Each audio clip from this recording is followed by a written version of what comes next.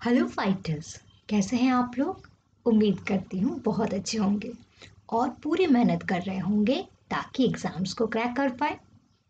Okay, तो सबसे पहले तो वेरी सॉरी कि आप लोगों को टाइम रिलेटेड कुछ प्रॉब्लम्स हो रही हैं। मैंने कमेंट्स में भी पढ़ा, आप लोग डेली क्लासेस के लिए पूछ रहे थे, टाइमिंग के बारे में बात कर रहे थे। तो फ़िलहाल तो मैं आप लोगों की डेली क्लासेस नहीं ले पाऊँगी। एक्चुअली मैं ऑनलाइन टीचिंग के फील्ड में बिल्कुल न्यू हूँ, तो मुझे आप लोगों के लिए कंटेंट बनाने में, अच्छे से अच्छा कंटेंट तैयार करने में, क्वेश्चंस ढूँढने में और प्रेज़ेंटेशन बनाने में, फिर रिकॉर्डिंग करने में टाइम लग जाता है। तो फ़िलहाल तो मैं आप लोगों की डेली क्लासेस नहीं ले पाऊँगी, पर एक सॉल्यूशन निकाला है मैंने आप लोगों की प्रॉब्लम्स का, और वो ये है कि नेक्स्ट वीक से हर थर्सडे, फ्राइडे, सैटरडे शाम 6 बजे से मेरे सेशंस होंगे आप लोगों के साथ। ओके, तो नेक्स्ट वीक से हर थर्सडे, फ्राइडे और सैटरडे शाम 6 बजे से आप लोगों के सेशंस होंगे मेरे साथ। मैं उम्मीद करूंगी कि आप लोग मेरे साथ ज़रूर जुड़ोगे। ओके, तो आज की क्लास स्टार्ट करते हैं। Let's start. पिछले वीडियो में मैंने आप लोगों को सिंपल प्रेजेंट टेंस के बारे में डिटेल में बताया था, राइट। और एक क्वेश्चन छोड़ दिया था होमवर्क के लिए। वो क्वेश्चन क्या था? वो क्वेश्चन ये था, there are some birds that dash every year. There are some birds that dash every year. Option था माइग्रेट, माइग्रेट्स या इज माइग्रेटिंग। सबसे पहले हम इस सेंटेंस को समझते हैं। There are some birds that dash every year. कुछ बर्ड्स ऐसे होते हैं जो हर साल माइग्रेट करते हैं। ओके, कुछ बर्ड्स ऐसे होते हैं जो हर साल माइग्रेट करते हैं। मतलब ये उनकी हैबिट है कि वो हर साल माइग्रेट करते हैं, दूसरे देश से हमारे देश आते हैं, हर साल माइग्रेट करते हैं। तो ये तो हो गया उनकी हैबिट की बात। तो ये हो गया सिंपल प्रेजेंट टेंस का सेंटेंस। तो इज माइग्रेटिंग तो कट। अब बचता है माइग्रेट या माइग्रेट्स। ओके, तो अब आप लोगों को पता है सिंपल प्रेजेंट टेंस में या तो फिर हम V1 का इस्तेमाल करते हैं या V5 का। अब इस फिल इन द ब्लैंक्स को फिल करने के लिए आपको या तो फिर V1 का यूज करना होगा या फिर V5 का यूज करना होगा। क्वेश्चन कह रहा है देयर आर सम बर्ड्स। कुछ बर्ड्स ऐसे होते हैं, एक बर्ड कभी माइग्रेट करके नहीं आती, सम बर्ड्स, कुछ बर्ड्स आती हैं। क्वेश्चन में साफ दिया हुआ है सम बर्ड्स, कुछ पक्षियां, कुछ बर्ड्स, बर्ड्स प्लूरल। और आप लोग जानते हो थर्ड पर्सन प्लूरल नंबर के साथ या प्लूरल नाउन के साथ कभी भी V5 का यूज नहीं होता, हमेशा V1 का इस्तेमाल होता है। तो आंसर क्या होगा? माइग्रेट। ओके, ये इस blank fill in the blanks का आंसर होगा माइग्रेट। तो जो दो लोगों ने आंसर सही बताए हैं, एक है अतुल जी और दूसरा है गुसैन क्लासेस। इन लोगों ने आंसर्स बिल्कुल करेक्ट दिए हैं। और एक और चीज़ मैं आप लोगों से कहना चाहूँगी कि अगर आप लोगों को कोई भी कंफ्यूजन रह जाती है या फिर कोई क्वेश्चंस पूछने हो तो आप लोग कमेंट ज़रूर करें। मैं रिप्लाई भी करती हूँ आप लोगों के कमेंट्स का, त्रोही सिन्हा के नाम से ही मैं रिप्लाई करती हूँ। और ज्योति जी ने एक सवाल पूछा था मुझसे कि मेन वर्ब और हेल्पिंग वर्ब में क्या डिफरेंस होता है। मैंने उनको कमेंट के थ्रू ये रिप्लाई किया था, आई होप उन्होंने देखा होगा। तो अगर आप लोगों को कोई भी कंफ्यूजन होती है या फिर कोई क्वेश्चंस पूछने होते हैं, आप लोग कमेंट ज़रूर किया कीजिए। ओके, और वर्ब फॉर्म से रिलेटेड अगर कहीं भी कोई भी प्रॉब्लम हो रही है आप लोगों को कि कौन से वर्ब फॉर्म कितने टाइप्स के होते हैं, किस वर्ब फॉर्म का यूज़ किस टेंस में किया जाए, तो उसके लिए वर्ब फॉर्म्स पर मैंने एक वीडियो बनाकर ऑलरेडी चैनल पे डाला हुआ है, आप लोग उसे ज़रूर देखें। वर्ब फॉर्म्स के नाम से ही है वो वीडियो।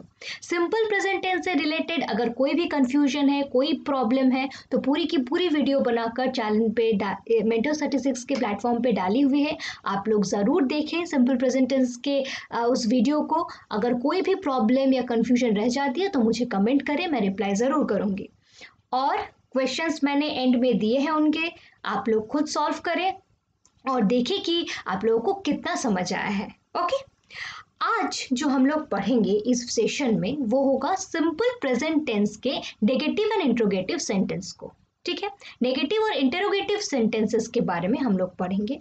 नॉर्मली जनरली हम लोग क्या करते हैं कि सिंपल प्रेजेंट टेंस को तो पढ़ लेते हैं, सब कुछ रूल्स पता है, क्या क्या करना है, क्या यूज करना है पता है, लेकिन नेगेटिव और इंट्रोगेटिव सेंटेंस को सिंपल प्रेजेंट वाले हम लोग छोड़ देते हैं।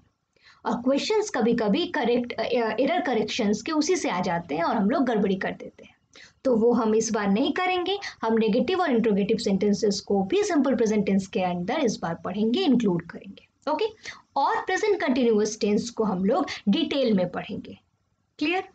अच्छा, उससे पहले जैसे कि मैंने आप लोगों को बताया था कि कुछ सिंपल प्रेजेंट टेंस की क्वेश्चंस हम लोग सॉल्व करेंगे जो कि अनकॉमन है, जो अक्सर लोग गलती करते हैं। सबसे पहले एरर डिटेक्शन के कुछ क्वेश्चन सॉल्व करेंगे इस सेशन में हम लोग। So let's start. देखिए, first question,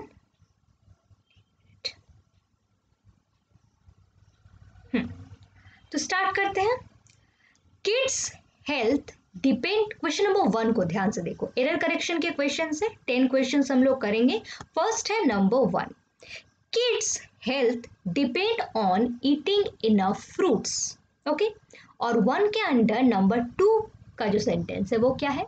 kids health depends on eating enough fruits. दो सेंटेंसेस है, आपको बताना है कि दोनों में से कौन सा सेंटेंस करेक्ट है और कौन सा रॉन्ग है। ओके, फर्स्ट सेंटेंस क्या, हमारा सेंटेंस जो है वो क्या कह रहा है? Kids health depend on eating enough fruits. एक बच्चे की हेल्थ इनफ फ्रूट्स, ज्यादा से ज्यादा फ्रूट्स खाने पर डिपेंड करती है। ओके, तो ये जो सेंटेंस है, दूसरा सेंटेंस भी सेम है, किड्स की हेल्थ डिपेंड करती है ज्यादा से ज्यादा फ्रूट्स खाने पर। ये सेंटेंस जो है ये प्रूव्ड फैक्ट है कि बिल्कुल फ्रूट्स ज्यादा से ज्यादा खाने पर बच्चों की हेल्थ डिपेंड करती है, बिल्कुल उनकी हेल्थ अच्छी रहती है। ये एक प्रूवन फैक्ट है, राइट? तो इसमें तो सिंपल प्रेजेंट टेंस ही होगा, क्योंकि रूल कहता है कि अगर कोई सेंटेंस प्रूवन फैक्ट है तो उसमें सिंपल प्रेजेंट टेंस बिल्कुल होता है, तो ये होगा। तो टेंस में, सिंपल प्रेजेंट टेंस में तो इसमें गलती है नहीं, तो इसमें क्या है? इसमें डिपेंड है और इसमें डिपेंड्स है, दोनों ही सिंपल प्रेजेंट टेंस के सेंटेंस है।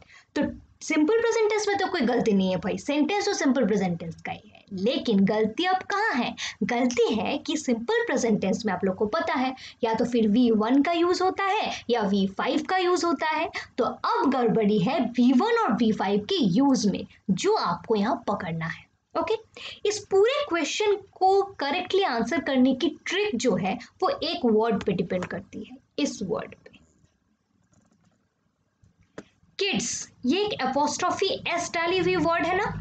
ओके, आप लोग को दिख रही है? तो इस क्वेश्चन को सॉल्व करने के लिए थोड़ा सा हमें एपोस्ट्रोफी की कहानी पर जाना होगा, शिफ्ट करना होगा। देखते हैं एपोस्ट्रोफी की कहानी क्या है। एपोस्ट्रोफी की कहानी से एक कहानी जुड़ी हुई है, वो है सिंगुलर प्लूरल की कहानी। ओके, सिंगुलर मतलब एक, प्लूरल मतलब अनेक, आप लोग को पता है।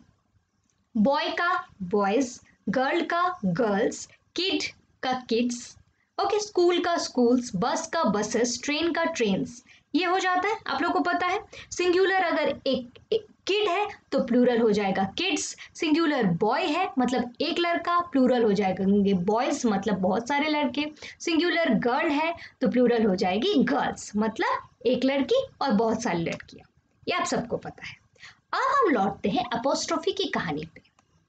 जब भी किसी सिंगुलर नाउन में हम एपोस्ट्रोफी डालेंगे, एपोस्ट्रोफी एस डालेंगे, तो कैसे डालेंगे? सबसे पहले हम उस सिंगुलर नाउन को लिखेंगे KID, किड, फिर हम उस पर एपोस्ट्रोफी डालेंगे, एपोस्ट्रोफी फिर एस।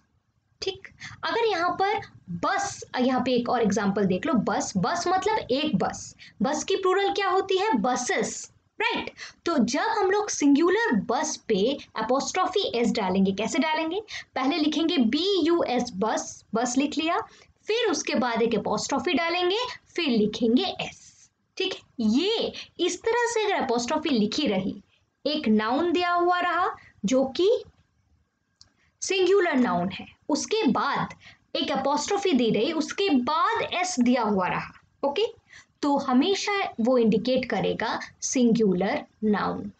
हमेशा वो क्या इंडिकेट करेगा? वो इंडिकेट करेगा सिंगुलर नाउन। तो ये बस जो है वो singular, buses, buses singular, kids singular. अगर बॉय का हम लोग करते तो बॉय नाउन है, सिंगुलर नाउन है, एक लड़का, इसमें अगर एपोस्ट्रोफी एस डालना है, कैसे डालोगे? BOY, boy, apostrophe S, boys. ठीक, अगर BOY' आपको कहीं दिख जाता है तो आंख बंद करके समझना ये सिंगुलर नाउन है, यहाँ एक बॉय की बात की जा रही है। ठीक, अब प्लूरल पे आते हैं। प्लूरल की कहानी में ट्विस्ट है। ट्विस्ट क्या है कि प्लूरल में आपको पता है कि सिंगुलर को प्लूरल बनाने में मैक्सिमम वर्ड्स में हम लोग एस या ईएस जोड़ देते हैं तो वो प्लूरल बन जाता है। ठीक है, सिंगुलर नाउन को अगर प्लूरल नाउन बनाना हो तो मैक्सिमम वर्ड्स में हम लोग क्या करते हैं, एस या ईएस जोड़ देते हैं। जैसे बॉय का बॉयज, गर्ल का गर्ल्स, स्कूल का स्कूल्स, बस का बसेस। ठीक, बस का बसेस हमने ईएस जोड़ दिया, किड का किड्स हमने एस जोड़ा, तो किड्स, किड से किड्स बन गया, एक बच्चा बहुत सारे बच्चे, बस एक बस, बसेस ईएस जोड़ दिया तो बहुत सारी बसों की बात की जाती है। क्लियर?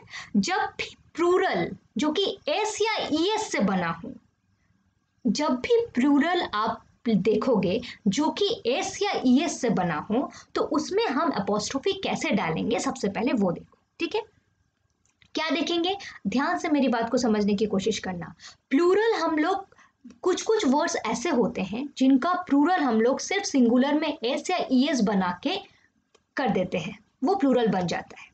जब भी ऐसा प्लूरल वर्ड आपको मिले जो उसमें एस या ईएस जुड़ा हुआ हो, ठीक है, तो आप लोग अपोस्ट्रोफी कैसे जोड़ोगे उसमें। जैसे किड्स, KIDS किड्स,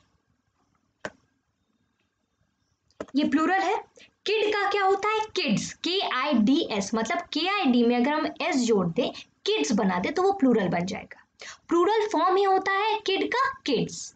इसको अगर हम अपोस्ट्रोफी जोड़ना चाहे इसमें तो कैसे जोड़ेंगे, एस के बाद KID फिर एस के बाद हम एक अपोस्ट्रोफी जोड़ देंगे। Correct, KID kid, KIDS kids, उसके ऊपर एक अपोस्ट्रोफी जोड़ देंगे। ऐसा नहीं है कि हम KIDS के बाद अपोस्ट्रोफी लगा के फिर एक एस डालें, नो, ये नहीं होता। KIDS किड्स, किड्स एक प्लूरल नाउन है, किड का किड्स बन जाता है। सिर्फ यहाँ पे अगर अपोस्ट्रोफी लगानी हो तो एक अपोस्ट्रोफी एस के बाद हम लोग लगा देंगे, ये प्लूरल बन जाएगा। क्लियर? बसेस को देखो, बस से बसेस बनता है, BUSES, ये है प्लूरल। क्लियर? अगर हमें ऐसे प्लूरल में जहां पर बस से बसेस बने हो, मतलब PUS बस है उसमें हमने ES जोड़ दिया तो वो बन गया क्या, वो बन गया प्लूरल। तो अगर इस प्लूरल में हमें अपोस्ट्रोफी जोड़नी हो हम कैसे जोड़ेंगे, BUSES हमने प्लूरल नाउन लिख दिया, फिर बस एक अपोस्ट्रोफी जोड़ देंगे, बन जाएगा ये अपोस्ट्रोफी वाला वर्ड। ओके, ऐसा हम कभी नहीं करेंगे कि BUSES के बाद अपोस्ट्रोफी डाल दी तो फिर एक यहाँ एस डालें, नो, हम ऐसा कभी नहीं करेंगे। प्लूरल है जो एंड हुआ है एस या ईएस से तो हम लोग अपोस्ट्रोफी कैसे डालेंगे, BUSES बसेस, उसके बाद एक अपोस्ट्रोफी डाल देंगे तो ये प्लूरल इंडिकेट करेगा। आई होप आपको समझ में आ गई हो कि KID अपोस्ट्रोफी एस ये सिंगुलर है, KIDS के बाद अपोस्ट्रोफी है तो ये प्लूरल है, BUS अपोस्ट्रोफी एस जो है ये सिंगुलर है और BUSES में अपोस्ट्रोफी है तो ये प्लूरल है। क्लियर? ओके, अब हम आते हैं क्वेश्चन पे। किड्स, यहाँ पे KID अपोस्ट्रोफी एस है, मतलब ये एक सिंगुलर है, ये जो नाउन है ये सिंगुलर है ना, एक बच्चे की बात की जा रही है। तो आप जानते हो कि थर्ड पर्सन सिंगुलर नंबर पे क्या होता है, हमेशा V5 का इस्तेमाल होता है, राइट। नाउन अगर सिंगुलर में हो तो हमेशा V5 का इस्तेमाल होता है। तो यहाँ V5 कौन सा है, ये है V1, डिपेंड है आपका V1, राइट, और डिपेंड्स है आपका V5, ये है V5, राइट, V5 है। तो कौन सा सेंटेंस सही होगा, ये नीचे वाला। क्लियर? समझ में आ गई बात? अब हम दूसरे एग्जाम्पल को देखते हैं। देखो, मैंने आपको बताया था अपोस्ट्रोफी में जो भी प्लूरल वर्ड्स एस या ईएस जुड़ के बनते हैं उनमें अपोस्ट्रोफी की ये रूल लागू होती है, पहले BUSES बैठा देंगे फिर एस के बाद एक अपोस्ट्रोफी बनेगी। ठीक, लेकिन ऐसा मैंने क्यों कहा था, इसकी एक वजह है। कुछ वर्ड्स ऐसे होते हैं जिसमें हम एस या ईएस जोड़ के उनका प्लूरल नहीं बनाते, जैसे चाइल्ड, चाइल्ड का चाइल्ड्स प्लूरल नहीं होता। चाइल्ड में अगर हम एस डाल दे, चाइल्ड्स बोले तो वो प्लूरल चाइल्ड का नहीं है, वो गलत हो जाएगा। चाइल्ड का प्लूरल क्या है, चिल्ड्रन, राइट। वुमेन, वुमेन का प्लूरल क्या है? Women, correct. मैन, मैन का प्लूरल क्या है? मेन, करेक्ट हो गया। तो इसमें हम ऐसे प्लूरल्स में हम एस या ईएस जोड़ के प्लूरल नहीं बनाते, उनका फॉर्म चेंज हो जाता है। इन केसेस में हम क्या करेंगे? एपोस्ट्रोफी के केस में देखो, चिल्ड्रेन, चिल्ड्रेन मतलब बहुत सारे बच्चे, इनमें अगर हमें एपोस्ट्रोफी एस डालनी हो तो चिल्ड्रेन हमने लिख दिया, मतलब चाइल्ड का चिल्ड्रेन प्लूरल हमने बना दिया, फिर एक एपोस्ट्रोफी डाली, फिर एस डाला, ठीक। ये इंडिकेट बिल्कुल नहीं करेगा कि ये सिंगुलर है, ये बिल्कुल प्लूरल इंडिकेट करेगा, क्योंकि चिल्ड्रन क्या है? चिल्ड्रन है चाइल्ड का प्लूरल, ठीक। अब ऐसे वर्ड्स जिसमें एस या ईएस से प्लूरल नहीं बनते, बल्कि बिल्कुल चेंज हो जाता है उनका फॉर्म प्लूरल में, चाइल्ड से चिल्ड्रन हो जाता है, उनमें अगर अपोस्ट्रोफी एस डालनी हो तो पहले हम प्लूरल को लिख देंगे, दैट इज चिल्ड्रन, फिर अपोस्ट्रोफी डालेंगे, फिर एस देंगे, ठीक। विमेन, WOMEN, विमेन, विमेन में क्या है? वोमेन का विमेन होता है ना, तो विमेन हमने प्लूरल लिख दिया, फिर अपोस्ट्रोफी एस डाला।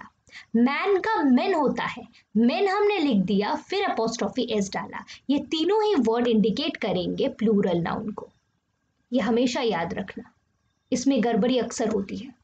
क्लियर? अब हम क्वेश्चन पे आते हैं। Children's health depends on eating enough fruits. Children's health depend on eating enough fruits, कौन सा सही होगा? कौन सा सेंटेंस सही होगा? चिल्ड्रंस की बात की गई है, मतलब बहुत सारे चिल्ड्रन की बात की गई है ना, यहाँ पर बहुत सारे चिल्ड्रन की बात की गई है। तो जब प्लूरल नाउन का यूज हो तो हमेशा क्या यूज होगा सिंपल प्रेजेंट टेंस में? V1 या V5? Always V1। तो ये जो सेंटेंस है आपका, ये डिपेंड, ये वाला सही होगा, ओके, ये वाला करेक्ट होगा, ये पूरा सेंटेंस करेक्ट हो गया। यहाँ पे चूंकि डिपेंड्स दिया हुआ था और चिल्ड्रन जो है, चिल्ड्रंस जो है ये प्लूरल नाउन है, तो ये बिल्कुल गलत हो जाएगा। क्लियर? आई होप एपोस्ट्रोफी का केस, एपोस्ट्रोफी की कहानी बिल्कुल क्लियर हो गई होगी। ये क्वेश्चंस आते हैं आपके इस तरह से, और आप लोग, हम लोग अक्सर एक्चुअली ये एपोस्ट्रोफी समझ नहीं पाते तो गलती कर देते हैं। आई होप कि अब एपोस्ट्रोफी वाले क्वेश्चन में, सिंपल प्रेजेंट टेंस में आप लोगों की गलती नहीं होगी। अब हम लोग बढ़ते हैं पॉइंट नंबर 2 की ओर। Water is boiling at 100 degree Celsius. ध्यान से सुनना, water is boiling at 100 degree Celsius, ये एक सेंटेंस है। अच्छा, अब हम देखेंगे ये वाला सेंटेंस सही है या गलत है। रूल कहता, अच्छा मीनिंग देखते हैं। पानी 100 डिग्री सेल्सियस में उबल रहा है, इज बॉइलिंग है, पानी 100 डिग्री सेल्सियस में उबल रहा है। Is the sentence correct? No. क्यों? क्योंकि पानी 100 डिग्री सेल्सियस में ही उबलता है। This is a universal truth, a proven fact, कि पानी हमेशा 100 डिग्री सेल्सियस में ही उबलता है। वाटर का बॉइलिंग पॉइंट 100 डिग्री सेल्सियस ही है, पानी हमेशा 100 डिग्री सेल्सियस में उबलता है। ओके, अगर आप सामने भी देख रहे हो कि पानी उबल रहा है, ओके 100 डिग्री सेल्सियस में उबल रहा है, आप थर्मोमीटर से उसे नाप भी रहे हो, तो भी आप बिल्कुल नहीं लिख सकते water is boiling at 100 degree Celsius. क्यों? क्योंकि ये एक प्रूवन फैक्ट है, ये हमेशा सिंपल प्रेजेंट टेंस लेगा। Water boils at 100 degree Celsius होगा। ओके, वाटर इज बॉइलिंग ये बिल्कुल भी सही नहीं है, गलत है। Water boils at 100 degree Celsius, ये हमेशा सिंपल प्रेजेंट टेंस ही लेगा ये सेंटेंस। ओके, तो ये सेंटेंस क्या है? हमारा गलत है। अब यहां पे देखो, the kettle is boiling, shall I make the tea? Is the sentence correct? Kettle उबल रहा है, इन द सेंस, ये ऐसा हम लोग इसलिए समझते हैं, केटल के अंदर जो पानी है वो उबल रहा है। The kettle is boiling, shall I make the tea? Kettle उबल रहा है या पानी उबल रहा है, क्या मैं चाय बना दूं? ऐसा हम बोल सकते हैं, बिल्कुल बोल सकते। आप सामने देख रहे हो कि केटल उबल रहा है, यानी पानी, केटल के अंदर का पानी जो है वो उबल रहा है, तो हम इस पे कंटिन्यूअस का यूज बिल्कुल कर सकते हैं, क्योंकि आपके सामने केटल या केटल के अंदर का पानी उबल रहा है। आप शैल आई मेक द टी, क्या मैं चाय बना सकती हूँ? बिल्कुल बना सकते हो, ये सेंटेंस बिल्कुल सही है। अगर आप ये लिखते the kettle is boiling at 100 degree Celsius, shall I make the tea, गलत हो जाता। आपने क्या ऐड किया? The kettle is boiling at 100 degree Celsius. No, ये तो गलत हो जाएगा बिल्कुल। फिर क्यों? क्योंकि 100 डिग्री सेल्सियस जब भी आपने जोड़ दिया तो वो एक प्रूवन फैक्ट बन जाएगा। I hope it is completely clear to you. अब हम नंबर 3 देखेंगे। The flower is smelling sweet, और दूसरा है थर्ड नंबर में ही द फ्लावर स्मेल्स स्वीट। बताओ इसमें कौन सा सही होगा, the flower is smelling sweet या द फ्लावर स्मेल्स स्वीट। अच्छा, इसको आंसर करने के लिए कुछ जानना जरूरी है कि कुछ वर्ड्स ऐसे होते हैं जिसका यूज हम लोग प्रेजेंट कंटिन्यूअस टेंस में नहीं करते, ठीक है। जैसे हियर, सी, टेस्ट, स्मेल, इनका यूज हम कभी भी प्रेजेंट कंटिन्यूअस टेंस में नहीं करते, चाहे वो आपके सामने ही क्यों ना हो रहा हो। आप उस कुछ वर्ड्स ऐसे होते हैं जिनका यूज हम लोग प्रेजेंट कंटिन्यूअस में नहीं करते, किसमें करते हैं, सिंपल प्रेजेंट टेंस में करते हैं, ठीक है। उसमें से स्मेल एक वर्ड है। अच्छा, अब यहाँ सोचो फॉर एग्जाम्पल आप किसी पार्टी में गए, वहां पर क्या है कि बहुत सारे गुलाब के फूल के गुलदस्ते लाए हुए हैं, बहुत अच्छे से वो महक रहा है, ओके, वो रूम महक रहा है। तो आप अंदर जाके क्या बोलोगे, the flower is smelling sweet या द फ्लावर स्मेल्स स्वीट। आप कभी भी the flower is smelling sweet नहीं बोलोगे, आप बोलोगे द फ्लावर स्मेल्स स्वीट। इसका दो रीजन है। फर्स्ट ये कि स्मेल जो वर्ड है उसके साथ प्रेजेंट कंटिन्यूअस टेंस नहीं जाता, आप कभी यूज नहीं कर सकते उसका, ओके। आपको हमेशा उसमें सिंपल प्रेजेंट टेंस का ही इस्तेमाल करना होगा, ठीक, ये रूल कहता है। लेकिन इसमें एक छोटा सा एक्सेप्शन है। वो एक्सेप्शन क्या है कि जब स्मेल वर्ड का यूज हम लोग महक समझाने के लिए करते हैं कि इन फ्लावर्स की महक जो है वो बहुत अच्छी है, ठीक है। हम रूम में घुसे, हम देख बहुत अच्छे से महक रहा है रूम, तो हमने क्या कहा कि ये जो फ्लावर्स है वो बहुत अच्छा महकते हैं, बहुत अच्छा महक रहे हैं या फिर बहुत अच्छा महकते हैं, ये हम कहते हैं ना।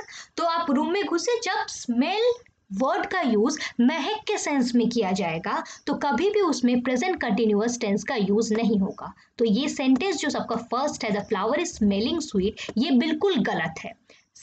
ये वाला बिल्कुल सही है, the flower smells sweet, the flower smells sweet, ये बिल्कुल सही है। लेकिन इसमें एक एक्सेप्शन है। जब हम लोग स्मेल टर्म का यूज स्निफ के अर्थ में करते हैं, मतलब किसी चीज पे नाक लगाकर अगर हम सूंघ रहे हैं, अगर इस मतलब इस मीनिंग में अगर हम इसका यूज करते हैं स्मेल के टर्म का, तो फिर हम उसमें कंटिन्यूअस टेंस यूज कर सकते हैं। For example, he is smelling the flower, वो क्या कर रहा है, फ्लावर को सूंघ रहा है, राइट। सूंघेगा कैसे, फ्लावर है उसमें नाक लगा के वो सूंघेगा ना, ये सूंघने के अर्थ में है, स्निफ करने के अर्थ में है, नाक लगाकर फूल को सूंघने के अर्थ में है, ओके। तो इस केस में हम ये लिख सकते हैं कि he is smelling the flower, या फिर the dog is smelling the dead body, the dog is smelling the dead body. Dog क्या कर रहा है, नाक लगाकर डेड बॉडी को सूंघ रहा है, ठीक, नाक लगाकर डेड बॉडी को सूंघ रहा है। इस अर्थ में अगर स्मेल वर्ब का यूज किया जाए तो उसमें प्रेजेंट कंटिन्यूअस यूज कर सकते हैं। लेकिन महकना, महक रहा है कुछ, अगर वो हो तो उसमें कभी भी हम लोग प्रेजेंट कंटिन्यूअस टेंस का यूज नहीं करते, सिंपल प्रेजेंट का यूज करते हैं। आपको समझ में आई मेरी बात, आई होप समझ में आ गई कि जब भी स्मेल वर्ब का यूज महकना के अर्थ में होता है, जैसे the flower is smelling sweet, okay, कि फ्लावर क्या हो रहा है, फ्लावर बहुत अच्छा महक रहा है, बहुत अच्छा महक रहा है फ्लावर, तो उसमें कभी भी हम लोग प्रेजेंट कंटिन्यूअस टेंस का यूज नहीं करते, क्या करते हैं, the flower smells sweet, okay.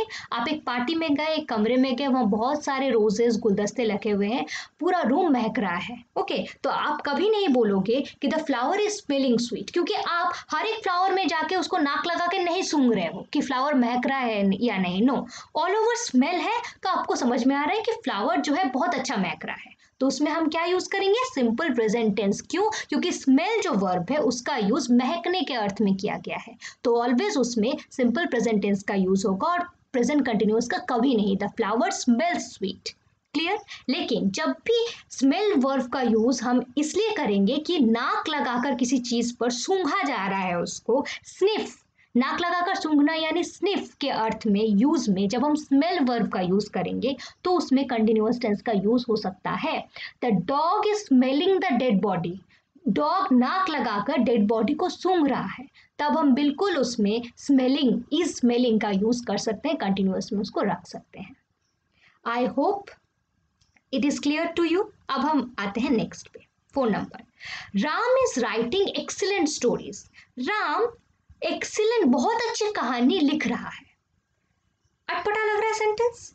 Ram बहुत अच्छी कहानी लिख रहा है, no, Ram writes excellent stories. Ram जो है, जैसे कोई भी बड़ा राइटर है जो बहुत अच्छी कहानियां लिखता है, आप क्या बोलोगे? सोचो कि मैं, फॉर एग्जाम्पल कि मैं एक राइटर हूं, तो 2-3 नॉवेल्स मैं निकाल चुकी हूं, तो आप क्या बोलोगे कि त्रयी इज राइटिंग एक्सीलेंट स्टोरीज, ऐसा बोलोगे? ऐसा नहीं बोलोगे वो लिख रही है एक्सीलेंट स्टोरी, नो, वो लिखती है एक्सीलेंट स्टोरीज। ये उसकी आदत है, ये एकदम जनरल है कि वो बहुत अच्छी स्टोरीज लिखती है। तो यहाँ पर कभी भी हम लोग कंटिन्यूअस टेंस का यूज नहीं करेंगे। Ram writes excellent stories, Ram बहुत अच्छी कहानी लिखता है, ये उसकी हैबिट है, ये उसकी आदत है कि वो कहानी अच्छी ही लिखता है। ओके, तो यहाँ पे इज राइटिंग ये बिल्कुल गलत हो जाएगा और ये पूरा सेंटेंस आपका गलत हो जाएगा। यहाँ पे सही क्या होगा? Ram writes excellent stories. Clear? अब आते हैं दूसरे सेंटेंस पे। Ram rights a story now. Now मतलब अभी। राम अभी स्टोरी लिख रहा है। नाउ आ गया, टर्म आपको मिल गया, यहाँ पे मिल गया आपका वो क्या बोलते, क्लू। सेंटेंस में क्लू मिल गया। नाउ मतलब अभी, ये एट दिस मोमेंट ये काम हो रहा है।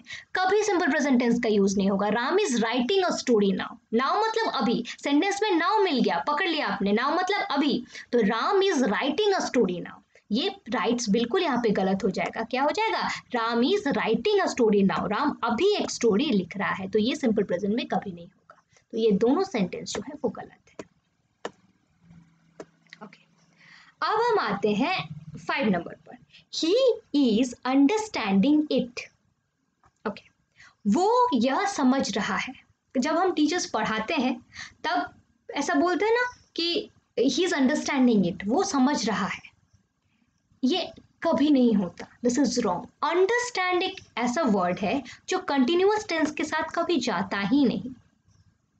अंडरस्टैंड एक ऐसा वर्ड है जो कंटिन्यूअस टेंस के साथ नहीं जाता, तो ये गलत हो जाएगा। जब भी अंडरस्टैंड की बात की जा रही है तो उसमें हमेशा होगा सिंपल प्रेजेंट। तो ही अंडरस्टैंड्स इट, ये अंडरस्टैंड्स इट, तो ये सेंटेंस हो जाएगा करेक्ट, क्योंकि अंडरस्टैंड एक ऐसा वर्ड है जो कभी प्रेजेंट कंटिन्यूअस के साथ नहीं जाता। अगर आप अभी बैठा के उसको समझा रहे हो, और सोचो मेरा कोई स्टूडेंट है, मैंने उसको कुछ मैथ्स का समझाया और मैंने उससे कहा आर यू अंडरस्टैंडिंग इट, बिल्कुल गलत है, आप बिल्कुल नहीं पूछ सकते, क्योंकि अंडरस्टैंडिंग कभी भी कंटिन्यूअस टेंस में नहीं हो सकता। उसको हमेशा सिंपल प्रेजेंट में यूज करेंगे। हम उससे पूछेंगे do you understand it, do you understand it. Okay, तो always understand word simple present tense के साथ ही जाता है, प्रेजेंट कंटिन्यूअस का यूज उसमें नहीं होता। तो ये इज अंडरस्टैंडिंग ये गलत हो जाएगा और अंडरस्टैंड्स इट ये सही हो जाएगा। ओके, अच्छा, आई एम लविंग यू, ये सबको पता है, ये बिल्कुल गलत है।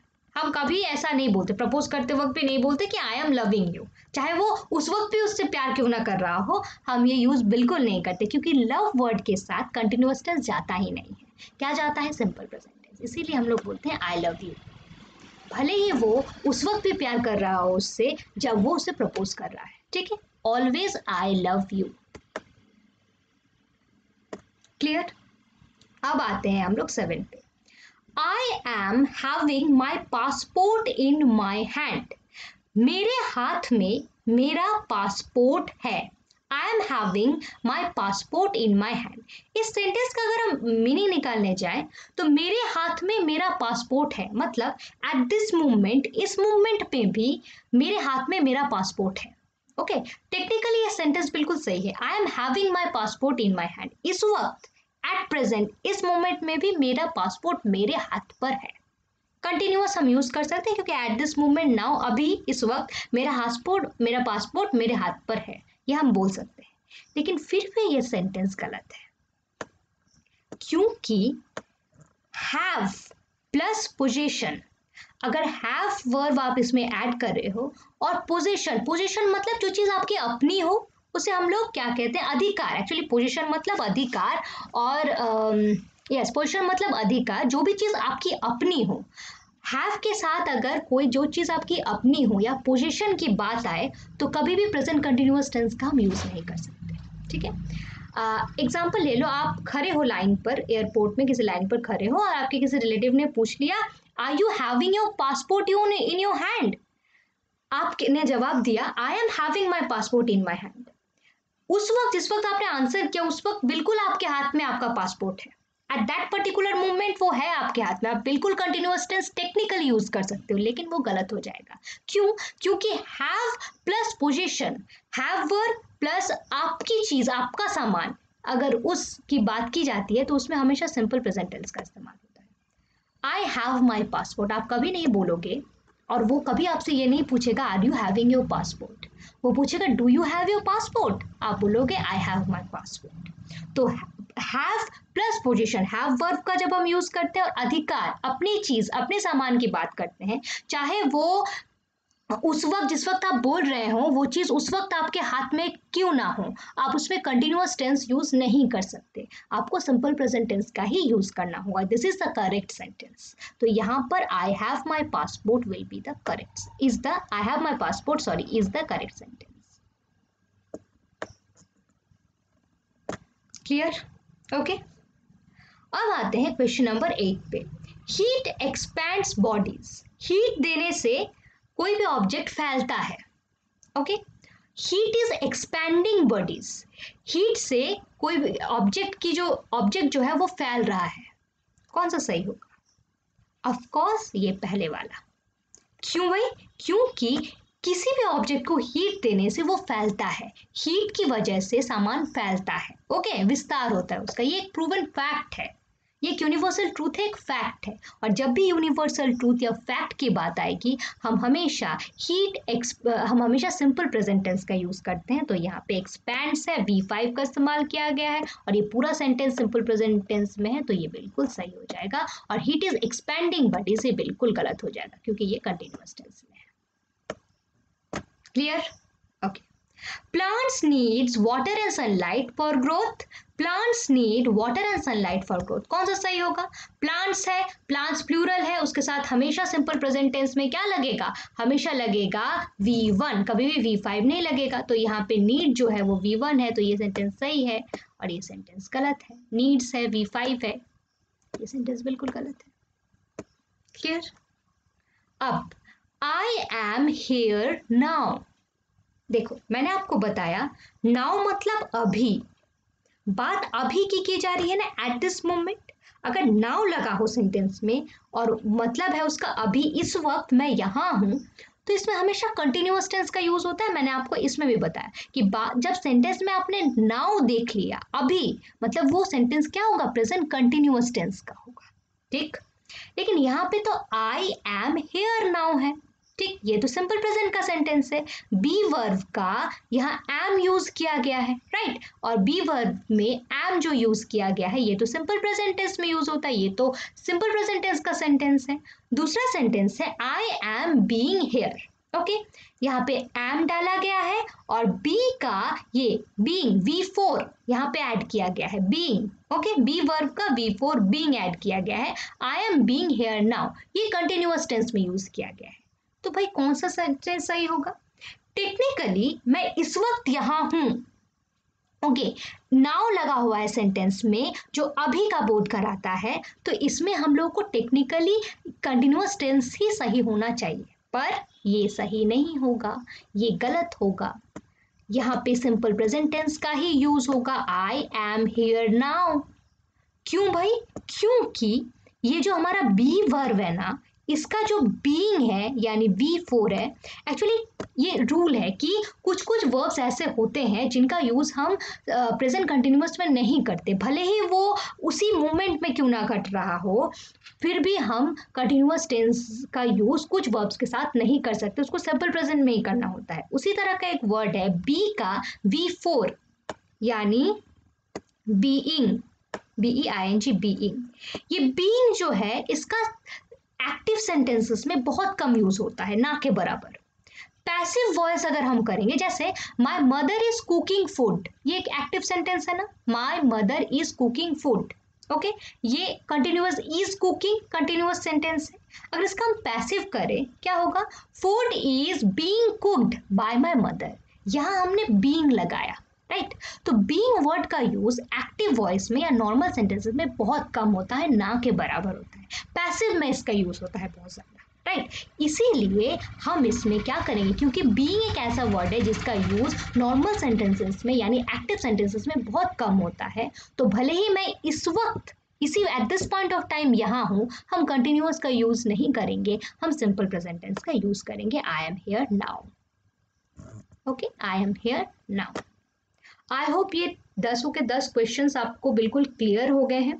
कोई भी कंफ्यूजन रही हो इन क्वेश्चन से रिलेटेड, आप मुझे कमेंट बॉक्स में जरूर लिख के बताना। ओके, तो अब हम लोग आगे बढ़ते हैं। ओके, अब तो हमने एग्जाम्पल सॉल्व कर लिया, राइट। एग्जाम्पल सॉल्व करने के बाद अब हम स्टार्ट करेंगे एक न्यू टॉपिक। न्यू टॉपिक है सिंपल प्रेजेंट टेंस का ही नेगेटिव और इंटरोगेटिव सेंटेंसेस। फर्स्ट हम लोग देखते हैं नेगेटिव सेंटेंसेस। अच्छा, सिंपल प्रेजेंट टेंस में नेगेटिव सेंटेंस मतलब ना वाले सेंटेंस। ओके, तो सिंपल प्रेजेंट टेंस में जनरली नॉर्मली हम लोग डू या डज, डू नॉट या डज नॉट का इस्तेमाल करते हैं सिंपल प्रेजेंट टेंस में नेगेटिव सेंटेंसेस को शो करने के लिए। किस वर्ड का इस्तेमाल करते हैं हम लोग सिंपल प्रेजेंट टेंस में नेगेटिव सेंटेंसेस को शो करने के लिए? डू नॉट या डज नॉट नॉर्मली। ठीक है, ओके। अब फिर घुमा फिरा के बात वहीं आ गई कि डू नॉट का भी यूज करते हैं सिंपल प्रेजेंट टेंस में नेगेटिव सेंटेंस को शो करने के लिए, और डज नॉट का भी यूज करते हैं सिंपल प्रेजेंट टेंस में नेगेटिव सेंटेंसेस को शो करने के लिए। तो मैम आप ये बताइए कि कब डू नॉट का यूज करना है, कब डज नॉट का यूज करना है। ये जानने के लिए इसकी कहानी फिर से वही first person, second person, third person में घुस गई। देखो कैसे। आप लोगों को पता है फर्स्ट पर्सन में मैंने आप लोगों को अच्छे से बताया था वर्ब फॉर्म्स में भी और सिंपल प्रेजेंट टेंस में भी अंकित के पहले वीडियो में कि फर्स्ट पर्सन होता है आई वी, मैं हम। सेकेंड पर्सन होता है यू तुम, करेक्ट। थर्ड पर्सन होता है ही शी इट, वह या फिर नाउन का singular form that is Ram. और थर्ड पर्सन में दे होता है, दे मतलब वे या नाउन का प्लूरल फॉर्म। ठीक है, आई है सिंगुलर, वी है प्लूरल, यू है तुम मतलब सिंगुलर, यू आप मतलब plural, he she it Ram singular, और दे और बॉयज प्लूरल होता है। ठीक, तो फर्स्ट पर्सन के साथ आई, फर्स्ट पर्सन सिंगुलर नंबर यानी आई, उसके साथ हम लगाएंगे डू नॉट या डोंट। एक ही बात है, आप डू नॉट का यूज करो या डोंट का यूज करो, दोनों का मीनिंग बिल्कुल सेम होता है। ठीक है, तो फर्स्ट पर्सन में हम क्या यूज करते हैं, आई के साथ do not. First person singular number I के साथ डू नॉट या don't. First person plural number we के साथ भी हम लोग डू नॉट या डोंट का इस्तेमाल करते हैं। क्लियर। सेकेंड पर्सन यू यानी तुम के साथ भी हम लोग डू नॉट या डोंट का इस्तेमाल करते हैं। यू मतलब तुम, ओहो यू,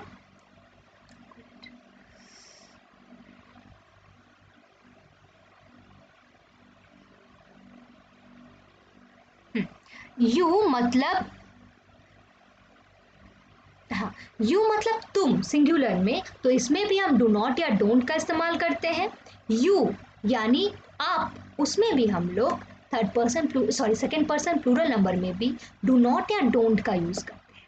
अब आते हैं थर्ड पर्सन सिंगुलर नंबर पे, मतलब ही शी इट वह या सिंगुलर नाउन राम, इसमें हम डज नॉट का यूज करते हैं या डजंट का यूज करते हैं। ओके, डज नॉट का या डजंट का। अब थर्ड पर्सन प्लूरल नंबर दे में आओ, वे या फिर बॉयज मतलब नाउन का प्लूरल फॉर्म बहुत सारे बॉयज, उसमें भी हम लोग डू नॉट का या डोंट का यूज करते हैं।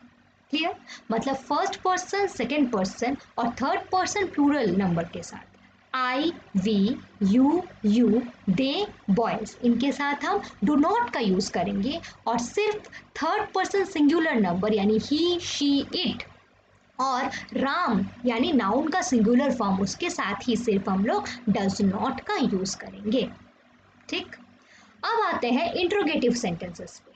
ठीक है, इंट्रोगेटिव सेंटेंसेस में भी हम लोग, अगर इंट्रोगेटिव सेंटेंस मतलब क्वेश्चन पूछने वाले सेंटेंसेस होंगे, सिंपल प्रेजेंट टेंस में जो क्वेश्चंस पूछने वाले सेंटेंसेस होते हैं उसमें भी हम लोग डू या डज, नॉर्मली डू या डज का इस्तेमाल करते हैं। ओके, नॉर्मली हम लोग क्या करते हैं, डू या डज का इस्तेमाल करते हैं। तो यहाँ पर देखो, अब वही घूम फिर के बात आ जाती है, आई और वी के साथ लगेगा do, do I, do we, क्या मैं, क्या आप, सॉरी क्या मैं, क्या हम, ठीक। डू यू, क्या तुम, क्या आप। डज, ही शी इट और राम, मतलब थर्ड पर्सन सिंगुलर नंबर के साथ आ जाएगा डज। क्या वे, क्या राम, उसी के साथ सिर्फ आएगा डज। सॉरी क्या वह, ही शी इट मतलब वह, क्या वह या फिर क्या राम, उसके साथ आ जाएगा थर्ड पर्सन सिंगुलर नंबर के साथ आ जाएगा डज। और फिर डू दे, क्या वे, डू द बॉयज, क्या लड़के, बहुत सारे लड़के, उसके साथ भी डू लगेगा। मतलब जब हम इंट्रोगेटिव सेंटेंस करेंगे सिंपल प्रेजेंट टेंस में तो भी फर्स्ट पर्सन आई वी के साथ डू लगेगा, सेकेंड पर्सन यू के साथ डू लगेगा, third person singular number he she it और नाउन का सिंगुलर फॉर्म उसमें सिर्फ डज लगेगा, और third person plural number that is they या फिर the boys plural form of noun उसके साथ डू लगेगा। क्लियर? आई होप नेगेटिव और इंट्रोगेटिव सेंटेंसेस में किसके साथ डू किसके साथ डज लगाना है ये क्लियर हो गया है आप लोगों को। ओके, अब हम आते हैं क्वेश्चंस पे। I play guitar very well, ये एक पॉजिटिव सेंटेंस है ना, मैं गिटार बहुत अच्छा बजाता हूँ। I play guitar very well, अब ये पॉजिटिव सेंटेंस। अब इसका नेगेटिव सेंटेंस क्या करेंगे, मैं गिटार बहुत अच्छा नहीं बजाता हूँ। ओके, तो मैंने इसको आपको नेगेटिव करना है तो मैंने बताया कि सिंपल प्रेजेंट टेंस में नेगेटिव सेंटेंस करने के लिए डू नॉट या डज नॉट का इस्तेमाल होता है। अब बताओ, यहां बात की गई है मैं गिटार बहुत अच्छा नहीं बजाता हूं। इसमें हम लोग मैं मतलब आई के साथ क्या लगाएंगे, डू नॉट या डज नॉट। आई के साथ हम लोग हमेशा, आई क्या है, फर्स्ट पर्सन सिंगुलर नंबर, मैंने पहले ही बताया आई के साथ क्या लगेगा, आई के साथ लगेगा डू नॉट। क्लियर? तो I do not play guitar very well, मैं गिटार आई डू नॉट, आई के साथ डज नॉट नहीं लगाते, I do not play guitar very well, मैं गिटार बहुत अच्छा नहीं बजाता हूं। अब क्वेश्चन सेंटेंस में आओ, क्या मैं गिटार बहुत अच्छा बजाता हूं, क्या मैं मतलब आई, ठीक। आई के साथ हम क्या लगाएंगे, डू या डज। आई क्या है, फर्स्ट पर्सन सिंगुलर नंबर, क्या लगेगा, डू आई, देखो डू लगेगा, डू, डज नहीं, ऑलवेज डू। तो यहाँ पे क्या हो जाएगा, do I play guitar very well. Clear? Do I play guitar very well. Okay, अब दूसरे सेंटेंस पे आते हैं, वी वर्क वेरी हार्ड, हम बहुत मेहनत करते हैं। ये पॉजिटिव सेंटेंस। नेगेटिव सेंटेंस में क्या होगा, हम बहुत मेहनत नहीं करते हैं, हम बहुत मेहनत नहीं करते हैं। हम की बात की गई है, हम मतलब वी के साथ क्या लगेगा, डू नॉट या डज नॉट। वी क्या है, we have first person plural number, we के साथ हमेशा डू नॉट लगता है, डज नॉट नहीं। तो क्या होगा, we do not work very hard.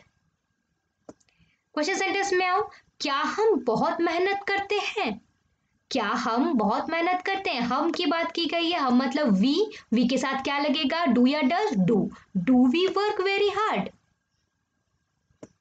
Clear? You speak English, आप अंग्रेजी बोलते हैं। ओके, यू डू नॉट, ये पॉजिटिव सेंटेंस। अब नेगेटिव कैसे बनाएंगे, आप अंग्रेजी नहीं बोलते हैं, आप मतलब यू के साथ डू नॉट लगेगा या डज नॉट, यू के साथ हमेशा do not, second person plural number.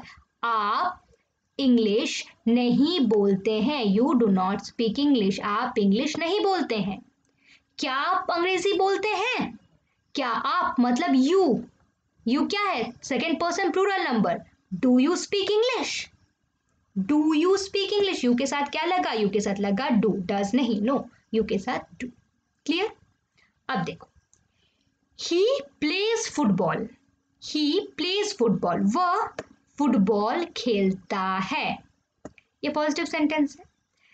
वह फुटबॉल नहीं खेलता है, वह मतलब ही शी या इट लगेगा, राइट, वह मतलब।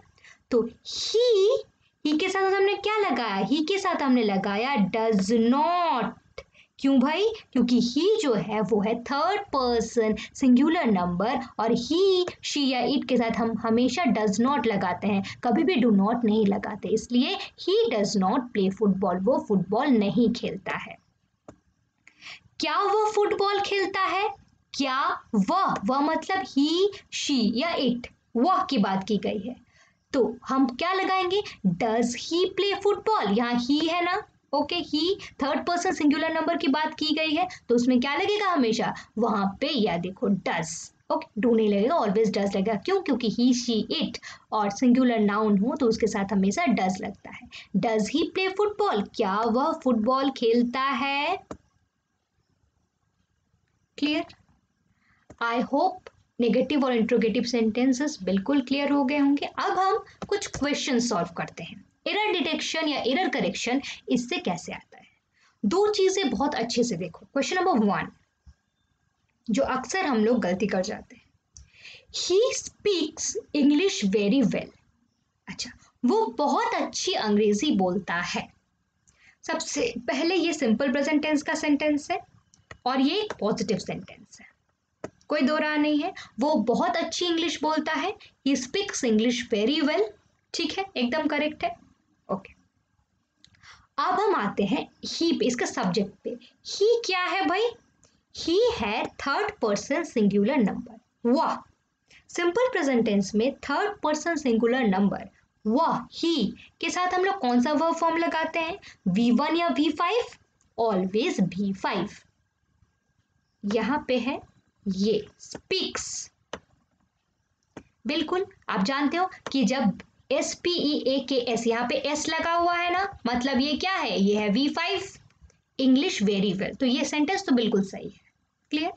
अब हम इसके नेगेटिव सेंटेंस में आते हैं। मैंने 3 ऑप्शंस दिए हैं, देखो, एक है he do not speak very well, he does not speaks very well, he does not speaks very well और he does not speak very well. सबसे पहले इसमें हम काटेंगे कौन सा गलत है तीनों में। सबसे पहले ही है थर्ड पर्सन सिंगुलर नंबर, मैंने आपको बताया कि जो ही है उसके साथ कभी भी डू नॉट का यूज नहीं होता, ही के साथ हमेशा डज नॉट का यूज होता है। और यहाँ क्वेश्चन नंबर 2 और 3 में दोनों में डज नॉट दिया हुआ है, तो पहले ये 1 में जो है ये डू नॉट दिया हुआ है, पहले तो ये गलत हो गया, इसको हटा दो। अब है क्वेश्चन नंबर 2 और 3 की बारी, दोनों में ही डज नॉट दिए हुए हैं, लेकिन मैं कह रही हूं इसमें से एक सेंटेंस सही है और दूसरा सेंटेंस गलत है।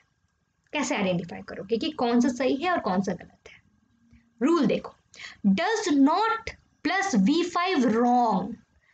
अगर हम किसी भी सिंपल प्रेजेंट टेंस के सेंटेंस में डज नॉट लगा देते हैं तो उसके बाद जो हम वर्ब बैठाएंगे वो कभी भी V5 में नहीं होगा।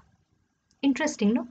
ही speaks English very well, he के बाद हमने यहाँ पर स्पीक्स डाला, V5 डाला, क्यों? क्योंकि एक पॉजिटिव सेंटेंस है और ही थर्ड पर्सन सिंगुलर नंबर है, हमेशा V5 ही लेता है। लेकिन जब हम लोग इसी थर्ड पर्सन सिंगुलर नंबर ही के साथ डज नॉट जोड़ देते हैं तो फिर उसके बाद वाला जो वर्ब है वो कभी भी V5 नहीं लेगा, वो हमेशा V1 लेगा।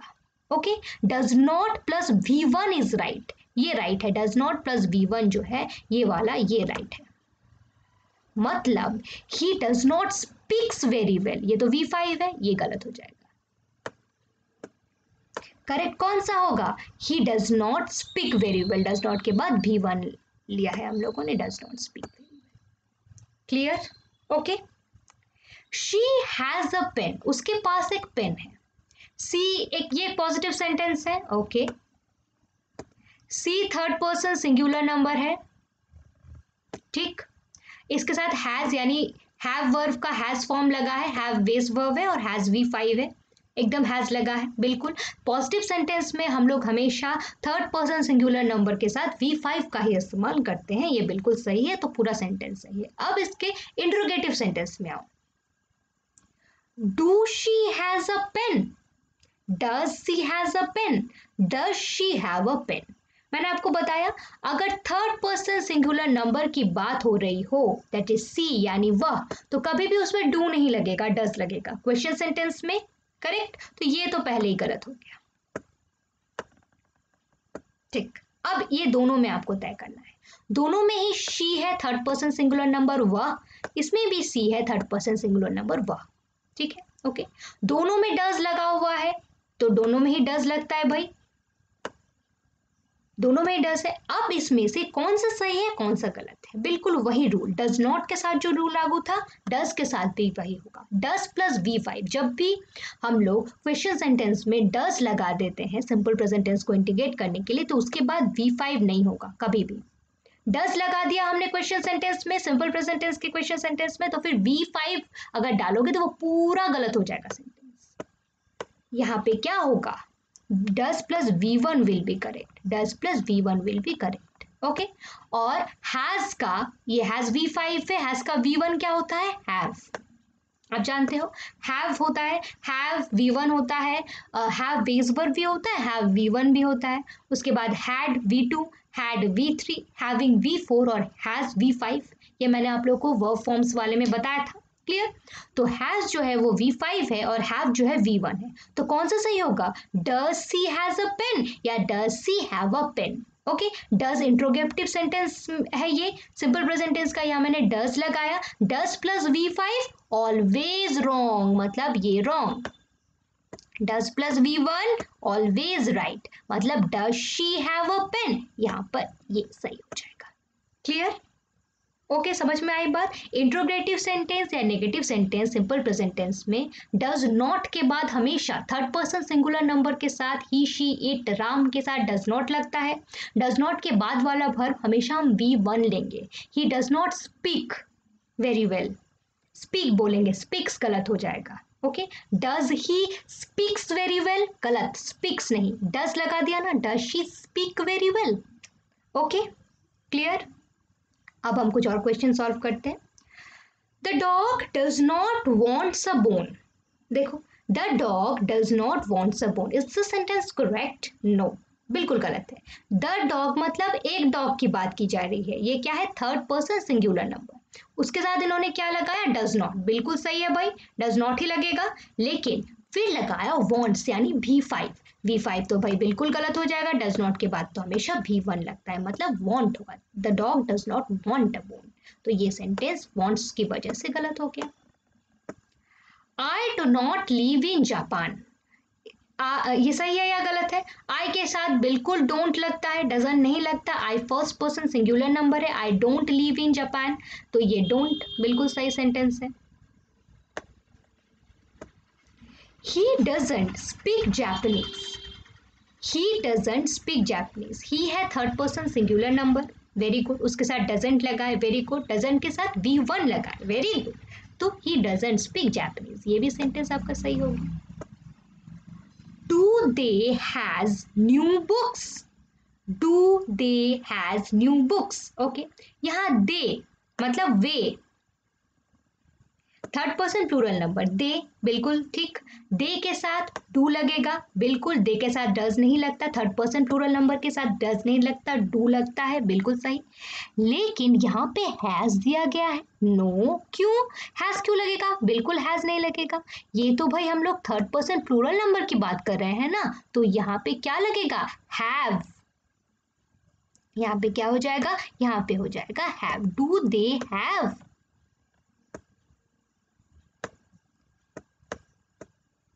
इसको अगर सिंपल सेंटेंस में करो, do they have new books, yes they have new books, they have new books, they के साथ हैव हमेशा लगता है, दे के साथ हैव, दे है आपका थर्ड पर्सन प्लूरल नंबर है, ओके, तो उसके साथ हमेशा V1 जाएगा, हर सेंटेंस में, नेगेटिव सेंटेंस में भी V1 जाएगा, पॉजिटिव सेंटेंस में भी V1 जाएगा, इंट्रोगेटिव में भी V1 जाएगा, प्रॉब्लम सिर्फ थर्ड पर्सन सिंगुलर नंबर के साथ है, बाकी सबके साथ नहीं, ओके। तो ये बिल्कुल गलत है क्योंकि do they have new books होगा, हैज नहीं। Does we have something to it, does we have something to it, we है, वी क्या है, फर्स्ट पर्सन प्लूरल नंबर, हम, आई मैं, वी हम, क्या वी के साथ डज लगता है, नो नेवर, वी के साथ हमेशा डू लगता है, do we have something to hit होता तो ये सही होता, यहाँ तो डज लगा दिया, मतलब ये सेंटेंस गलत हो गया।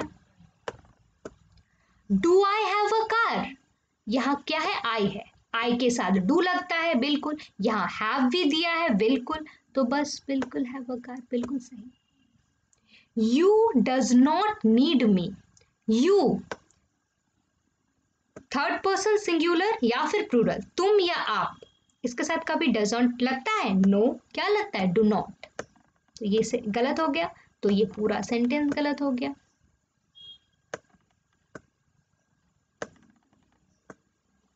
Ram does not wants to marry Rohini.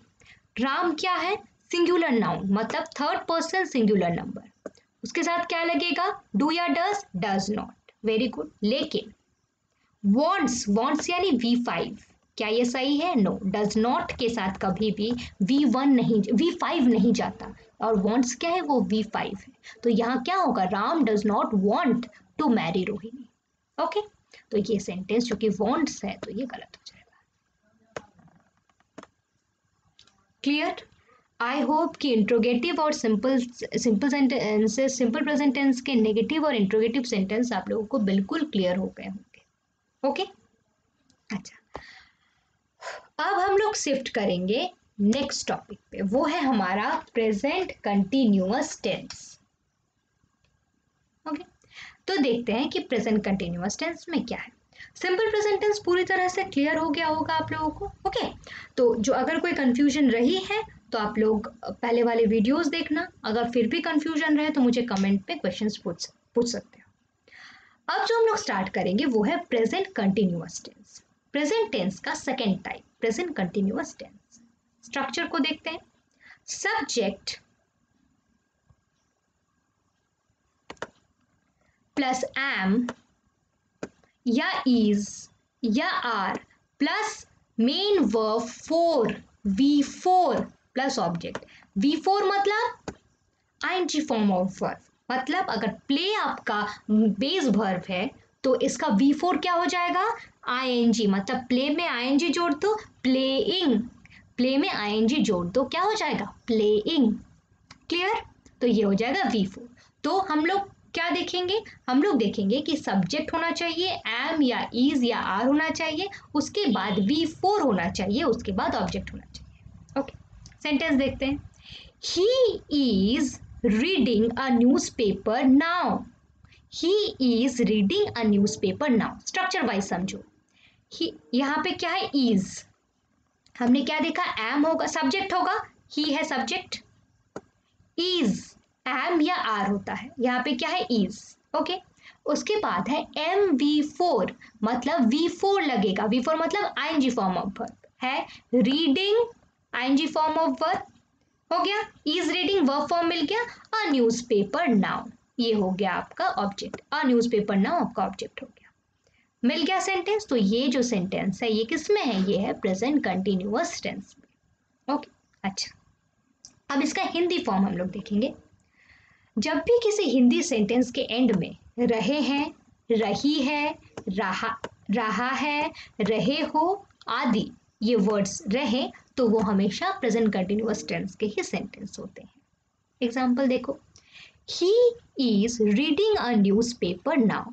वह अभी एक अखबार पढ़ रहा है। क्या है? पढ़ रहा है। वो अभी एक न्यूज़पेपर, एक अखबार पढ़ रहा है मिला आपको, कंटिन्यूअस टेंस का सेंटेंस है। They are playing football. वे फुटबॉल खेल रहे हैं। रहे हैं मिल गया आपको, ये कंटिन्यूअस टेंस का सेंटेंस है। अब ओके, तो structure clear, Hindi translation clear. Present continuous का टेंस का यूज हम लोग कब कब करते हैं? जब भी कोई काम एट प्रेजेंट, इस मोमेंट में, इस वक्त, अभी हो रहा है, चल रहा है कोई काम, तो उसमें हम लोग प्रेजेंट कंटिन्यूअस टेंस का यूज करते हैं। He is reading a newspaper now. वो अभी इस वक्त एट दिस मोमेंट न्यूज़पेपर पढ़ रहा है। एक काम जो चल रहा है, अभी चल रहा है, तुरंत चल रहा है, ओके, एट दिस मोमेंट चल रहा है, उसमें हम लोग प्रेजेंट कंटिन्यूअस टेंस का यूज करते हैं। वे फुटबॉल खेल रहे हैं। वे इस वक्त एट दिस मोमेंट अभी फुटबॉल खेल रहे हैं, ये काम चल रहा है। ओके, तो वे फुटबॉल खेल रहे हैं, दे आर प्लेइंग फुटबॉल। अगर ऐसा कोई काम जो अभी कंटिन्यू चल रहा है, अभी चल रहा है और वो कंटिन्यूएशन में है, चल ही रहा है वो काम, तो उसमें हमेशा हम लोग प्रेजेंट कंटिन्यूअस टेंस का इस्तेमाल करते हैं। ओके, अच्छा, अब फिर घूम फिर के बात आ जाती है एम, इज, आर पे। तीनों है मैम, किसके साथ एम यूज करना है, किसके साथ आ इज और किसके साथ आर, ये कैसे पता चलेगा? फिर से घूम फिर के कहानी आ जाती है फर्स्ट पर्सन, सेकंड पर्सन और थर्ड पर्सन पे। ठीक, फर्स्ट पर्सन मतलब इतने देर में तो आपको समझ में आ ही गया होगा, आई वी। सेकंड पर्सन मतलब you. Third person singular number he she it Ram, और थर्ड पर्सन प्लूरल नंबर दे। तो अब देखते हैं किसके साथ एम लगेगा, किसके साथ इज और किसके साथ आर। आई एम, आई के साथ हमेशा एम। वी आर, वी के साथ हमेशा are. You are, you are. He she it Ram is, they are. ये हम लोग ना पोएम वाइज बच्चों को जब करवाते हैं तो पोएम वाइज करवाते हैं। I am, we are, you are, he she it is, they are. Okay, I am playing, मैं खेल रहा हूं। वी आर प्लेइंग, हम खेल रहे हैं। यू आर प्लेइंग, तुम खेल रहे हो। यू आर प्लेइंग, आप खेल रहे हैं। ही शी इट, वह खेल रहा है। राम इज प्लेइंग, राम खेल रहा है। दे आर प्लेइंग, वे खेल रहे हैं। या बॉयज आर प्लेइंग, लड़के खेल रहे हैं।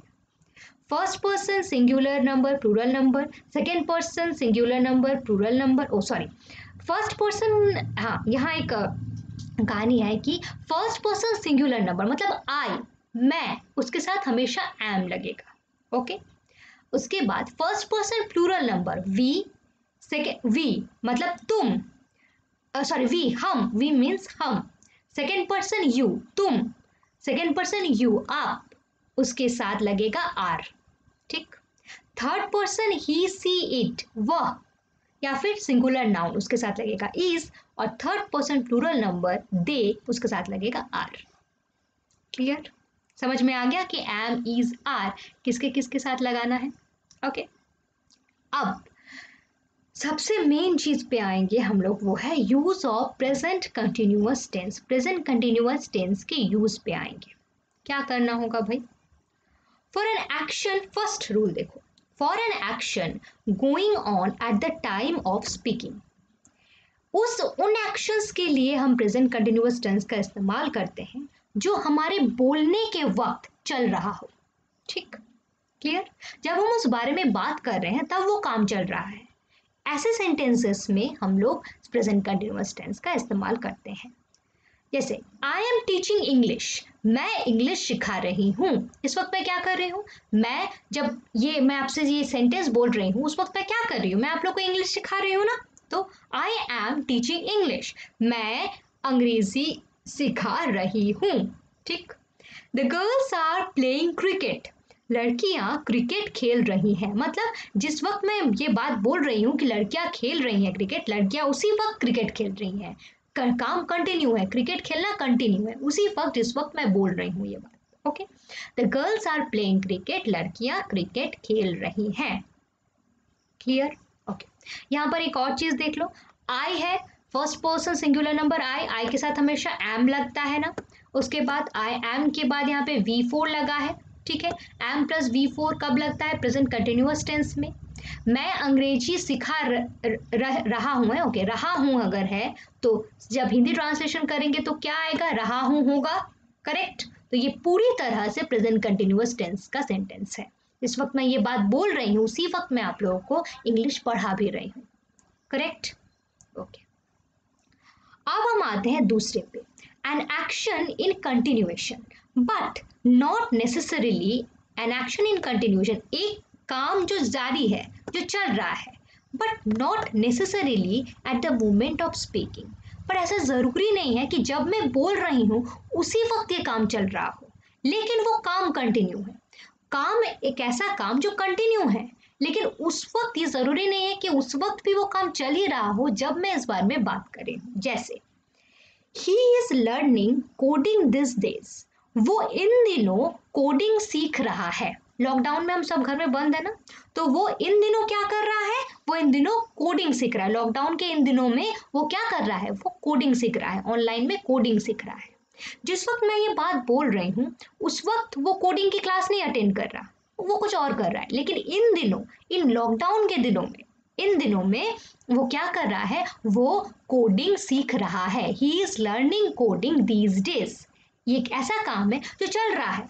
वो इन दिनों लॉकडाउन के दिनों में वो क्या कर रहा है, कोडिंग सीख रहा है। लेकिन जिस वक्त मैं आपको ये बात बोल रही हूँ हो सकता है वो खेल रहा हो या फिर खा रहा हो, कोडिंग की क्लास नहीं कर रहा है। ओके, लेकिन इन दिनों, लॉकडाउन के इन दिनों में वो क्या कर रहा है, कोडिंग की क्लास, कोडिंग सीख रहा है। ओके, अच्छा, इन टाइप के सेंटेंसेस में ये जो दीज डेज है ये बहुत इंपॉर्टेंट है। ये है, अगर जब भी आप किसी सेंटेंस में देखो डीज डेज का मतलब है इन दिनों।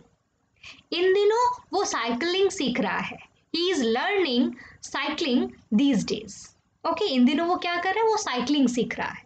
तो दीज डेज, इन दिनों की जब बात की जाए वहां हमेशा प्रेजेंट कंटिन्यूअस टेंस का यूज होता है।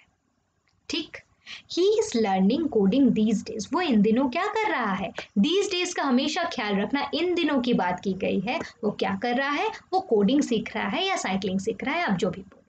Clear? People are watching Mahabharat on television. लोग टेलीविजन पर महाभारत देख रहे हैं। लॉकडाउन की वजह से महाभारत रामायण बहुत पॉपुलर हो गया, आप लोग को पता है, फिर से DD1 पर आने लगा है ना। तो इन दिनों लोग क्या कर रहे हैं, लोग इन दिनों, इस सेंटेंस का मतलब है कि people are watching Mahabharat on television. इन दिनों क्या कर रहे हैं लोग, यहाँ पे दीज डेज छुपा हुआ है, नहीं है, ठीक है। लेकिन इस सेंटेंस को जब आप करोगे उसका मीनिंग क्या होगा कि इस लॉकडाउन के दिनों में लोग क्या कर रहे हैं, लोग महाभारत देख रहे हैं। ओके, जो महाभारत, जो रामायण जो बिल्कुल छिप गया था DD1 वाला, वो लॉकडाउन की वजह से इन दिनों लोग क्या कर रहे हैं, people are watching Mahabharat on television. Okay, जिस वक्त मैं ये बात बोल रही हूँ हो सकता है लोग कुछ और देख रहे हो, महाभारत नहीं देख रहे हो, लेकिन फिर भी हम इसमें कंटिन्यूअस टेंस का यूज करेंगे। क्यों? क्योंकि यहाँ बात इन एक कैसे काम की बात की जा रही है जो कंटिन्यूएशन पे है। इन दिनों लोग महाभारत देख रहे हैं, इन दिनों लोग बहुत ज्यादा महाभारत देख रहे हैं, बहुत ज्यादा रामायण देख रहे हैं लॉकडाउन के दिनों में। इन दिनों में जब मैं बोल रही हूँ हो सकता है वो महाभारत ना देख रहे हो, कुछ और देख रहे हो, लेकिन ये काम कंटिन्यूएशन पे है। ये इन दिनों ये काम चल रहा है, ज्यादा से ज्यादा लोग रामायण या महाभारत देख रहे हैं। इसीलिए यहाँ पर हमने क्या यूज किया है, present continuous tense. People are watching Mahabharat on television. यहाँ पे आप लोग अगर दीज डेज डाल दो तो वेरी गुड, बहुत अच्छे से समझ में आएगा, इन दिनों की बात की जा रही है और यहाँ पे इन दिनों छिपा हुआ है, तो सेंटेंस आपका यही इंडिकेट कर रहा है। ठीक है, एक और बहुत अच्छा एग्जांपल है, जब कभी कभी हम लोग इंटरव्यू में बोलते हैं ना, I am Troi Sinha, I am pursuing bachelor of arts, मैं I am Troi Sinha, I am pursuing bachelor of arts, मैं त्रोई सिन्हा हूँ, मैं बैचलर ऑफ आर्ट्स कर रही हूँ। ओके, जब मैं ये बात बोल रही हूँ क्या तब मैं बुक बैचलर ऑफ आर्ट्स की बुक पढ़ रही हूँ? नो, मैं तो इंटरव्यू दे रही हूँ। लेकिन मैं कहाँ पढ़ती हूँ, किस में पढ़ती हूँ, बैचलर ऑफ आर्ट्स में पढ़ती हूँ। ठीक, तो इसीलिए मैं एक, ये जो काम है मेरा बैचलर ऑफ आर्ट्स पढ़ना, ये तो कंटिन्यूएशन पे है, ये तो चल ही रहा है। लेकिन जिस वक्त मैं इंटरव्यू दे रही हूँ उस वक्त मैं कोई बैचलर ऑफ आर्ट्स की बुक उठा के नहीं पढ़ रही, बिल्कुल नहीं पढ़ रही, लेकिन पढ़ाई तो मैं बैचलर ऑफ आर्ट्स में ही कर रही हूँ। तो हम ये टर्म यूज करते हैं ना, I am pursuing bachelor of arts. Hello sir, I am Troi Sinha, I am pursuing bachelor of arts. हम बोलते हैं मतलब मैं अब फिलहाल क्या कर रही हूँ, बैचलर ऑफ आर्ट्स पढ़ रही। ठीक, तो ऐसा कोई काम जो कंटिन्यूएशन में है, जो चल रहा है, ये बिल्कुल सही है कि वो काम चल रहा है, लेकिन जब मैं बोल रही हूँ उस वक्त नहीं चल रहा, हो सकता है कि वो उस वक्त ना चले, तो उसमें भी हम लोग प्रेजेंट कंटिन्यूअस टेंस का यूज करते हैं। और इसे पहचानने के लिए बहुत इंपॉर्टेंट है दीज डेज, इन दिनों का होना। सेंटेंस में दीज डेज रहे, इन दिनों की बात वो करे, तो उसमें प्रेजेंट कंटिन्यूअस टेंस का ही यूज होता है। और आप लोग ये बोलचाल की भाषा में भी हम लोग बोलते हैं कि I am pursuing bachelor of commerce BCom, तो ये जो सेंटेंस है वो हम लोग यूज करते हैं। तो आई होप आप लोग ध्यान रहे, याद रहे। ओके, अच्छा, अब है कुछ ऐसे वर्ड्स हैं जो अगर सेंटेंस में रहे तो उसमें प्रेजेंट कंटिन्यूअस का यूज होता है। जैसे नाउ, मतलब अभी, प्रेजेंट वर्तमान में, करंटली वर्तमान में, एट द मोमेंट इस समय, ये वर्ड्स अगर सेंटेंस में प्रेजेंट रहे तो उसमें प्रेजेंट कंटिन्यूअस टेंस का इस्तेमाल होता है। ओके, फर्स्ट क्या सेंटेंस बोल रहा है देखो, currently I am working in a multinational company. ठीक है, ओके, आप किसी पार्टी में गए, किसी ने आपको पूछ लिया आप क्या करते हो, आपने आंसर दिया currently I am working in a multinational company, वर्तमान में मैं एक बहुराष्ट्रीय कंपनी यानी मल्टीनेशनल कंपनी में काम कर रहा हूं या रही हूं। ठीक, यहाँ पे क्या है, यहाँ पे कौन सा वर्ड, करेंटली। ओके, करेंटली मतलब वर्तमान में, वर्तमान में आप क्या कर रहे हैं, आप एक मल्टीनेशनल कंपनी में काम कर रहे हैं, मैं एक मल्टीनेशनल कंपनी में काम कर रही हूँ, प्रेजेंट कंटिन्यूअस टेंस का यूज होता है। ओके, ठीक, अच्छा अच्छा, इसमें करेंटली वर्ड में ये आप तो शादी में गए हो, आपको किसी ने पूछा कि आप क्या करते हो, आपने आंसर दिया currently I am working in a multinational company. जिस वक्त आप ये बात बोल रहे हो उस वक्त तो आप काम नहीं कर रहे हो, आप मल्टीनेशनल कंपनी में काम करते हो, वर्तमान में आप एक मल्टीनेशनल कंपनी में काम कर रहे हो, कंटिन्यूअस टेंस का आपने यूज किया। लेकिन जिस वक्त आप ये बात बोल रहे हो उस वक्त तो आप कोई कंपनी का काम नहीं कर रहे हो, उस वक्त तो आप शादी में गए हुए हो। ठीक है, तो फिर भी चूंकि यहाँ पे करेंटली वर्ड है यानी वर्तमान में आप क्या कर रहे हैं, एक मल्टीनेशनल कंपनी में काम कर रहे हैं। दो चीजें क्लियर हुई, ये एक ऐसा काम है, ये एक ऐसा सेंटेंस है जो ये इंडिकेट कर रहा है कि ये ऐसा आपका मल्टीनेशनल कंपनी में काम करना ये कंटिन्यूअस एक्शन है, आप एक मल्टीनेशनल कंपनी में ही काम कर रहे हैं, लेकिन जिस वक्त आप बोल रहे हैं उस वक्त आप नहीं कर रहे हैं। ठीक, एक चीज, एक रूल क्लियर हो गया। और फिर करेंटली वर्तमान में ये लगा हुआ है आपका सेंटेंस में टर्म, ये आपका क्लू ऑलरेडी लगा हुआ है, तो आपने यहाँ पे प्रेजेंट कंटिन्यूअस का यूज किया। क्लियर, अच्छा, नेक्स्ट है she is knitting a sweater at the moment.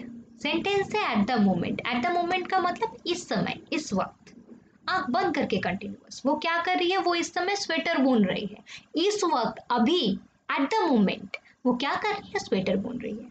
ठीक, एट द मोमेंट यहाँ पे सेंटेंस में लग गया, एट द मोमेंट का मतलब है इस वक्त, एट दिस पर्टिकुलर टाइम, तो उसमें तो भाई वो क्या कर रही है इस वक्त, वो कंटिन्यू कर रही है स्वेटर बुनना, वो इस समय स्वेटर बुन रही है। एट द मोमेंट इस वक्त क्या काम कर रही है, स्वेटर बुन रही है, आराम से कंटिन्यूअस।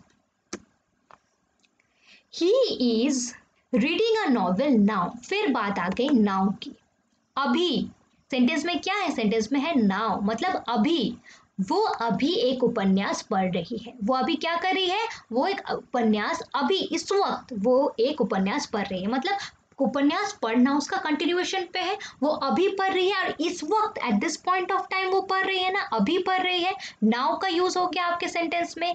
और रूल के हिसाब से भी ये भी क्लियर हो गया कि इस वक्त वो एट प्रेजेंट टाइम अभी एक काम कर रही है जो कंटिन्यूएशन में है, वो नॉवेल पढ़ रही है, अभी नॉवेल पढ़ रही है, now at the moment, currently, sentence में आपको मिल गया, उसकी मीनिंग पता चल गई। Okay, I am teaching in a school at present, वही सेम बात, यहाँ पे वर्ड क्या है, एट प्रेजेंट मतलब वर्तमान में मैं एक स्कूल में पढ़ा रही हूँ, वर्तमान में मैं एक स्कूल में पढ़ा रही हूँ, वही बात, शादी में आप गई, किसी ने आपसे पूछा आप क्या करती हैं, आप बोल रही हैं I am teaching in a school at present, मैं वर्तमान में एक स्कूल में पढ़ा रही हूँ। जिस वक्त आप बोल रही हैं उस वक्त आप शादी में हैं, आप शादी अटेंड करने गई हैं, ओके, आप उस वक्त तो नहीं पढ़ा रही, लेकिन इन दिनों वर्तमान में आप क्या कर रही हैं, आप एक स्कूल में पढ़ा रही हैं, तो इस केस में भी हमने सिंपल प्रेजेंट टेंस का इस्तेमाल किया और यहाँ पे एट प्रेजेंट लगा ही हुआ है, देखो वर्तमान में, बस मिल गया आपको सिंपल प्रेजेंट टेंस। तो now, at present, currently, at the moment sentence में लगा रहे तो उसमें प्रेजेंट कंटिन्यूअस टेंस का यूज होता है। ओके, तो I hope it is clear to you absolutely. अब 4 नंबर की कहानी है वो सिंपल प्रेजेंट के साथ क्लैश करेगी। मैंने आपको सिंपल प्रेजेंट टेंस में पढ़ाया था कि फ्यूचर का कोई काम जो फिक्स्ड हो, ऐसा कोई काम जो फ्यूचर में होने वाला है लेकिन आपने पहले से ही फिक्स करके रखा है उसको, उसमें हम लोग सिंपल प्रेजेंट टेंस का इस्तेमाल करते हैं। फ्यूचर का बिल्कुल, फ्यूचर में जो कोई काम होने वाला है तो फ्यूचर टेंस का तो कर ही सकते हैं, लेकिन अगर ऐसा कोई काम है जो फ्यूचर में होगा लेकिन पहले से हमने प्लान करके रखा हुआ है, एक डेट फिक्स करके रखी हुई है उस काम को करने की, तो उसमें हमेशा सिंपल प्रेजेंट टेंस होता है। कहा था? सेम रूल प्रेजेंट कंटिन्यूअस के साथ भी लागू होता है। Yes, a bit tricky. देखते हैं। अच्छा, यहां पे एक ट्विस्ट है। ट्विस्ट ये है नियरेस्ट फ्यूचर। नियरेस्ट फ्यूचर मतलब कल जो बहुत नजदीक है। ठीक है, कल लेकिन वो बहुत नजदीक है, जैसे टुमारो। टुमारो मतलब फ्यूचर, लेकिन टुमारो मतलब कल, वो बहुत नियरेस्ट फ्यूचर है। कल की बात हम लोग कर रहे हैं ना, तो कल मतलब टुमारो। ठीक, टुमारो मतलब कल, लेकिन वो जो फ्यूचर है वो बहुत नजदीक है, हमारे नजदीक। Clear? Fixed programme for future, ऐसा कोई प्रोग्राम जो फ्यूचर में होगा लेकिन वो प्रोग्राम ऑलरेडी पहले से ही प्लान्ड है या फिक्स्ड है। ठीक। अच्छा, उसके बाद है एडवर्ब ऑफ टाइम। कुछ कुछ एडवर्ब ऑफ टाइम दिए हुए हैं, जैसे टू नाइट। ये वर्ड बहुत ध्यान से याद रखना। टू नाइट, जब भी सेंटेंस में टू नाइट दिया हुआ हो तो आंख बंद करके, और टू नाइट दिया हो, आई एम सॉरी, जब भी कोई सेंटेंस में टू नाइट दिया हुआ हो और वो फ्यूचर में कोई काम होने की, मतलब आज रात को कुछ होने वाला है, आप कुछ करने वाले हो, कोई प्लानिंग है आपकी, तो उसमें हमेशा प्रेजेंट कंटिन्यूअस टेंस का यूज करना। ओके। अच्छा, जैसे यहाँ पे एक एग्जाम्पल दिया हुआ है, आप देखो, he is going to Delhi tonight. मैं आज रात दिल्ली जा रहा हूँ। ये हम लोग बोलचाल की भाषा में भी यूज करते हैं। हम लोग क्या, मैं आज रात को दिल्ली जा रहा हूँ। टू नाइट, टू नाइट की बात की गई है। आप सुबह बोल रहे हैं किसी को कि मैं आज रात को दिल्ली जा रहा हूँ। ओके, सेंटेंस है, सेंटेंस में टू नाइट वर्ड है, मतलब आज रात को आप दिल्ली जाएंगे, ये फ्यूचर का काम है। आज रात को जाएंगे, आप सुबह की बात कर रहे हैं, लेकिन टू नाइट ऐड किया हुआ है, तो क्या है, इसमें हमने क्या लगा दिया, इसमें हमने लगा दिया present continuous tense. He is going to Delhi tonight, मैं आज रात दिल्ली जा रहा हूँ। ठीक। ऐसा कोई प्रोग्राम जो आप आज रात को करेंगे, ठीक है, आपने आज रात को आपने कोई सिनेमा देखने जाना है, अपने डिनर पे जाना है, तो उसको बताने के लिए आप प्रेजेंट कंटिन्यूअस टेंस का यूज करोगे। ओके। और टुमारो, टुमारो मतलब नियरेस्ट फ्यूचर। कल जो है, आने वाला जो कल है हमारा, वो एकदम नजदीक वाला फ्यूचर है ना, तो उसको इंडिकेट करने के लिए भी हम लोग प्रेजेंट कंटिन्यूअस का टेंस का इस्तेमाल करते हैं, वो ज़्यादा अप्रोप्रिएट होता है। आप जैसे, my sister is coming tomorrow, मेरी बहन कल आ रही है। ओके, मेरी बहन कल आ रही है। पहली बात, ये फ्यूचर टेंस का सेंटेंस है कि मेरी बहन कल आएगी। ओके, लेकिन हमने यहाँ क्या यूज किया, इज कमिंग। ओके, यहाँ देखो तीन चीजें हो सकती हैं। एक, माई सिस्टर कम्स टुमारो, कल आएगी, ये प्री प्लान्ड है कि वो कल आएगी, तो आप यहाँ पे कम्स यूज कर सकते हो, बिल्कुल कर सकते हो। My sister will come tomorrow, क्योंकि फ्यूचर टेंस की बात की जा रही है, तो आप my sister will come tomorrow भी यूज कर सकते हो।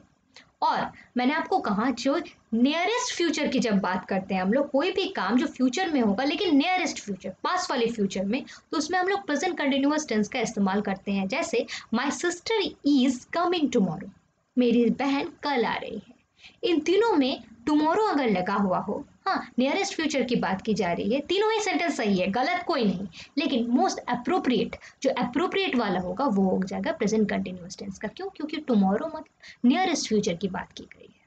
ठीक है, क्लियर? याद रखना, सिंपल प्रेजेंट लगाओ, फ्यूचर लगाओ, कंटिन्यूअस लगाओ, तीनों ही सही होंगे, गलत कोई नहीं टेक्निकली, लेकिन अप्रोप्रिएट अगर आपको लगाना हो, एरर करेक्शन में अगर आए, इज कमिंग टुमारो, ऐसा ना हो कि टुमारो देखकर आपने ना उसमें सिंपल प्रेजेंट देखा, ना आपने फ्यूचर देखा, और बात की जा रही है टुमारो की तो आपने काट दिया, ऐसा नहीं करना, बिल्कुल नहीं।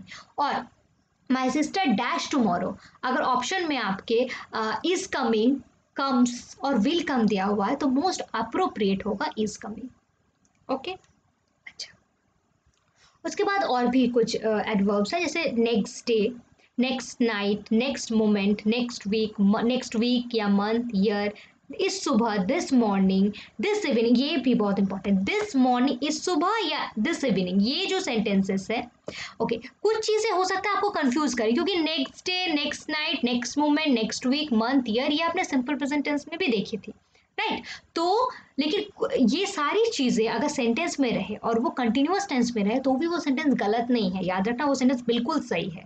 ओके और यहाँ पे this morning, this evening, 5 o'clock, 6 PM, अक्सर जो क्वेश्चंस आते हैं प्रेजेंट कंटिन्यूअस टेंस में, ये फ्यूचर वाले, उसमें ज़्यादातर टुनाइट, टुमारो, दिस मॉर्निंग और इवनिंग दिया हुआ रहता है, ज़्यादातर दिया हुआ रहता है। इसका मतलब ये नहीं है कि ये आपको डाल के नहीं दे सकते, बिल्कुल दे सकते हैं, लेकिन ज़्यादातर क्वेश्चन जो मैंने देखे उसमें टुनाइट दिया हुआ रहता है, टुमारो या दिस मॉर्निंग या इवनिंग। ओके तो ये तीनों टर्म आप बहुत अच्छे से देख लो और याद रहे जब भी ये टर्म आप सेंटेंस में देखो जहाँ फ्यूचर की बात की जा रही हो, ठीक है, फ्यूचर में कोई काम होने वाला है और ये टर्म दिए हुए हैं तो उसमें प्रेजेंट कंटिन्यूअस टेंस का यूज़ करना। और बाकी सब भी आपको याद रखना है बिल्कुल। अगर ये चीज़ें दी हुई हैं, नेक्स्ट डे, कल मतलब आने वाला day, next night, next moment, next week, next month, next year, तो इसमें भी प्रेजेंट कंटिन्यूअस का टेंस हम लोग यूज़ करते हैं।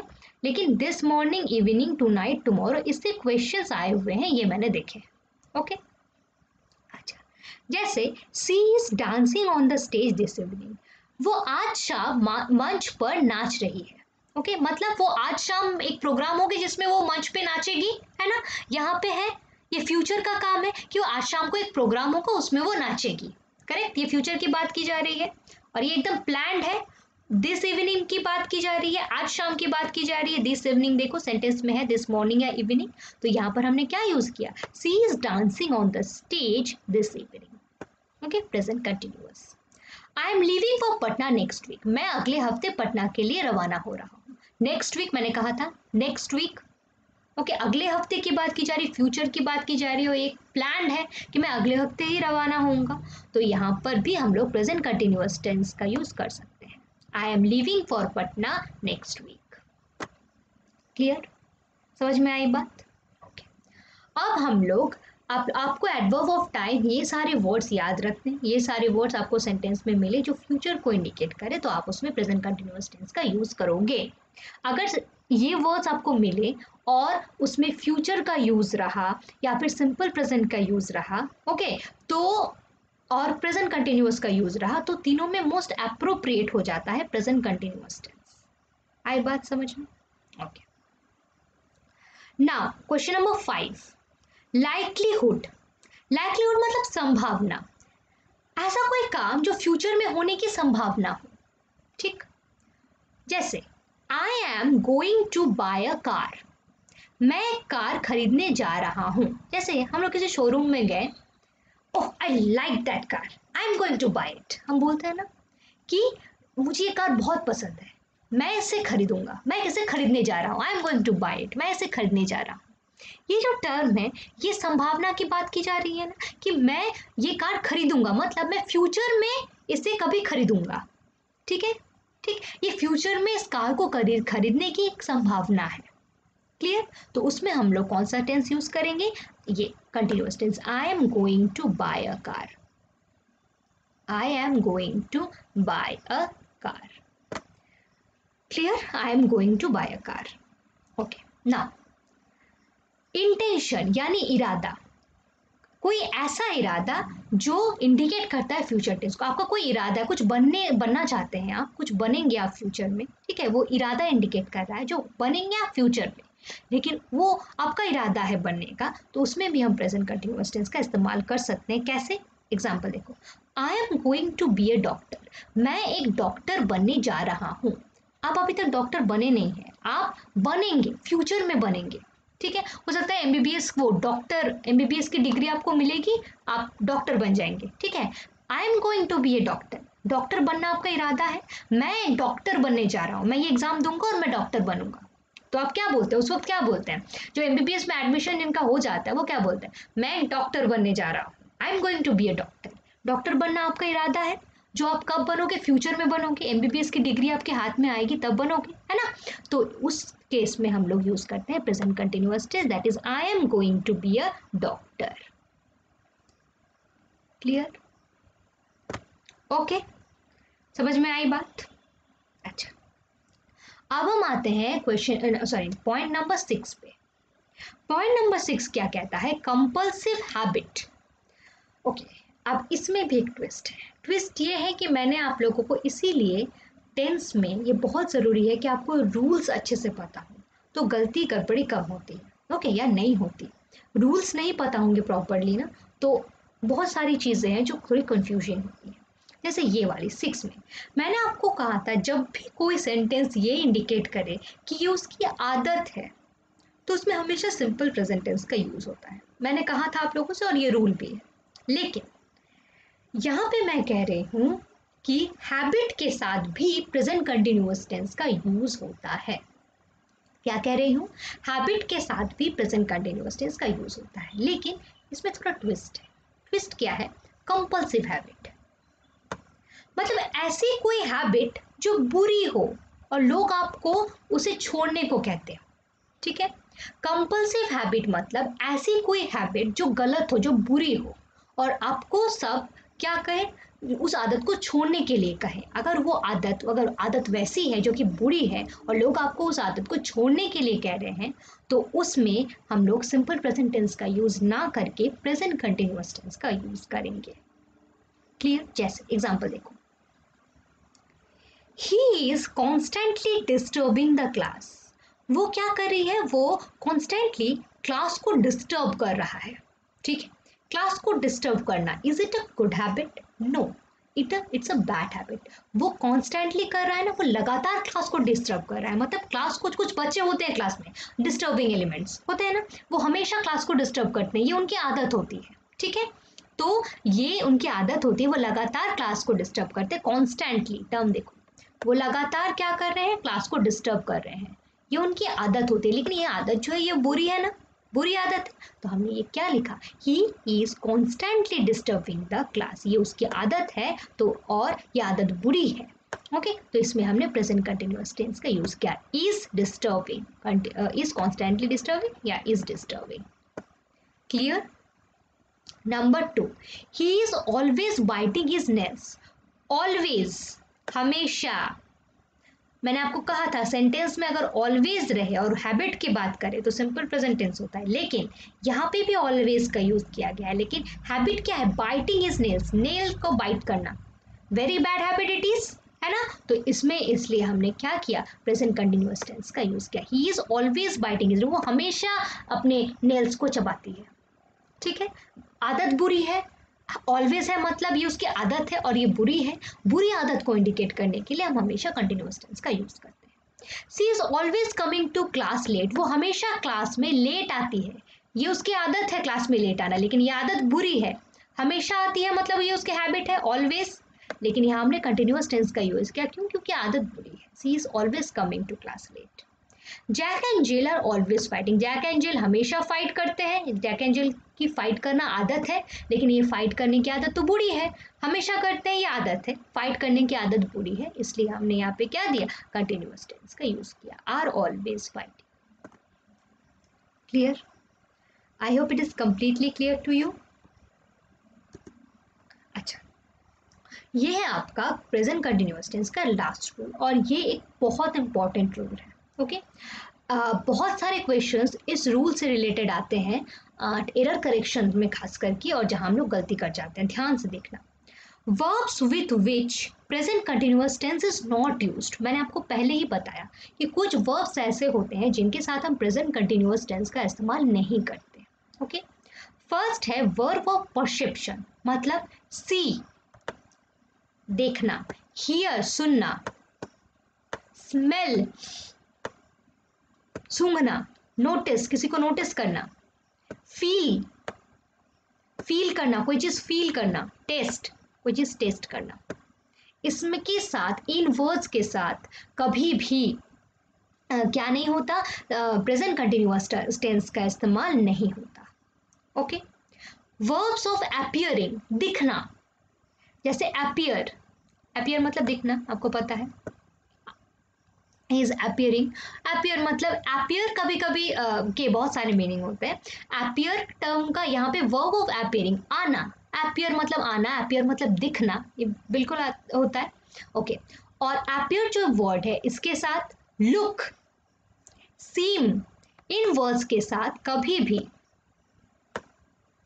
हम क्या कर सकते हैं? इस वर्ड्स के साथ कभी भी हम लोग इस्तेमाल नहीं करते प्रेजेंट कंटिन्यूअस टेंस। अपीयर प्रकट होना, डिसअपीयर गायब हो जाना, है ना। अपीयर, लुक, सीम, इन वर्ड्स के साथ हम लोग कभी भी प्रेजेंट कंटिन्यूअस टेंस का इस्तेमाल नहीं करते।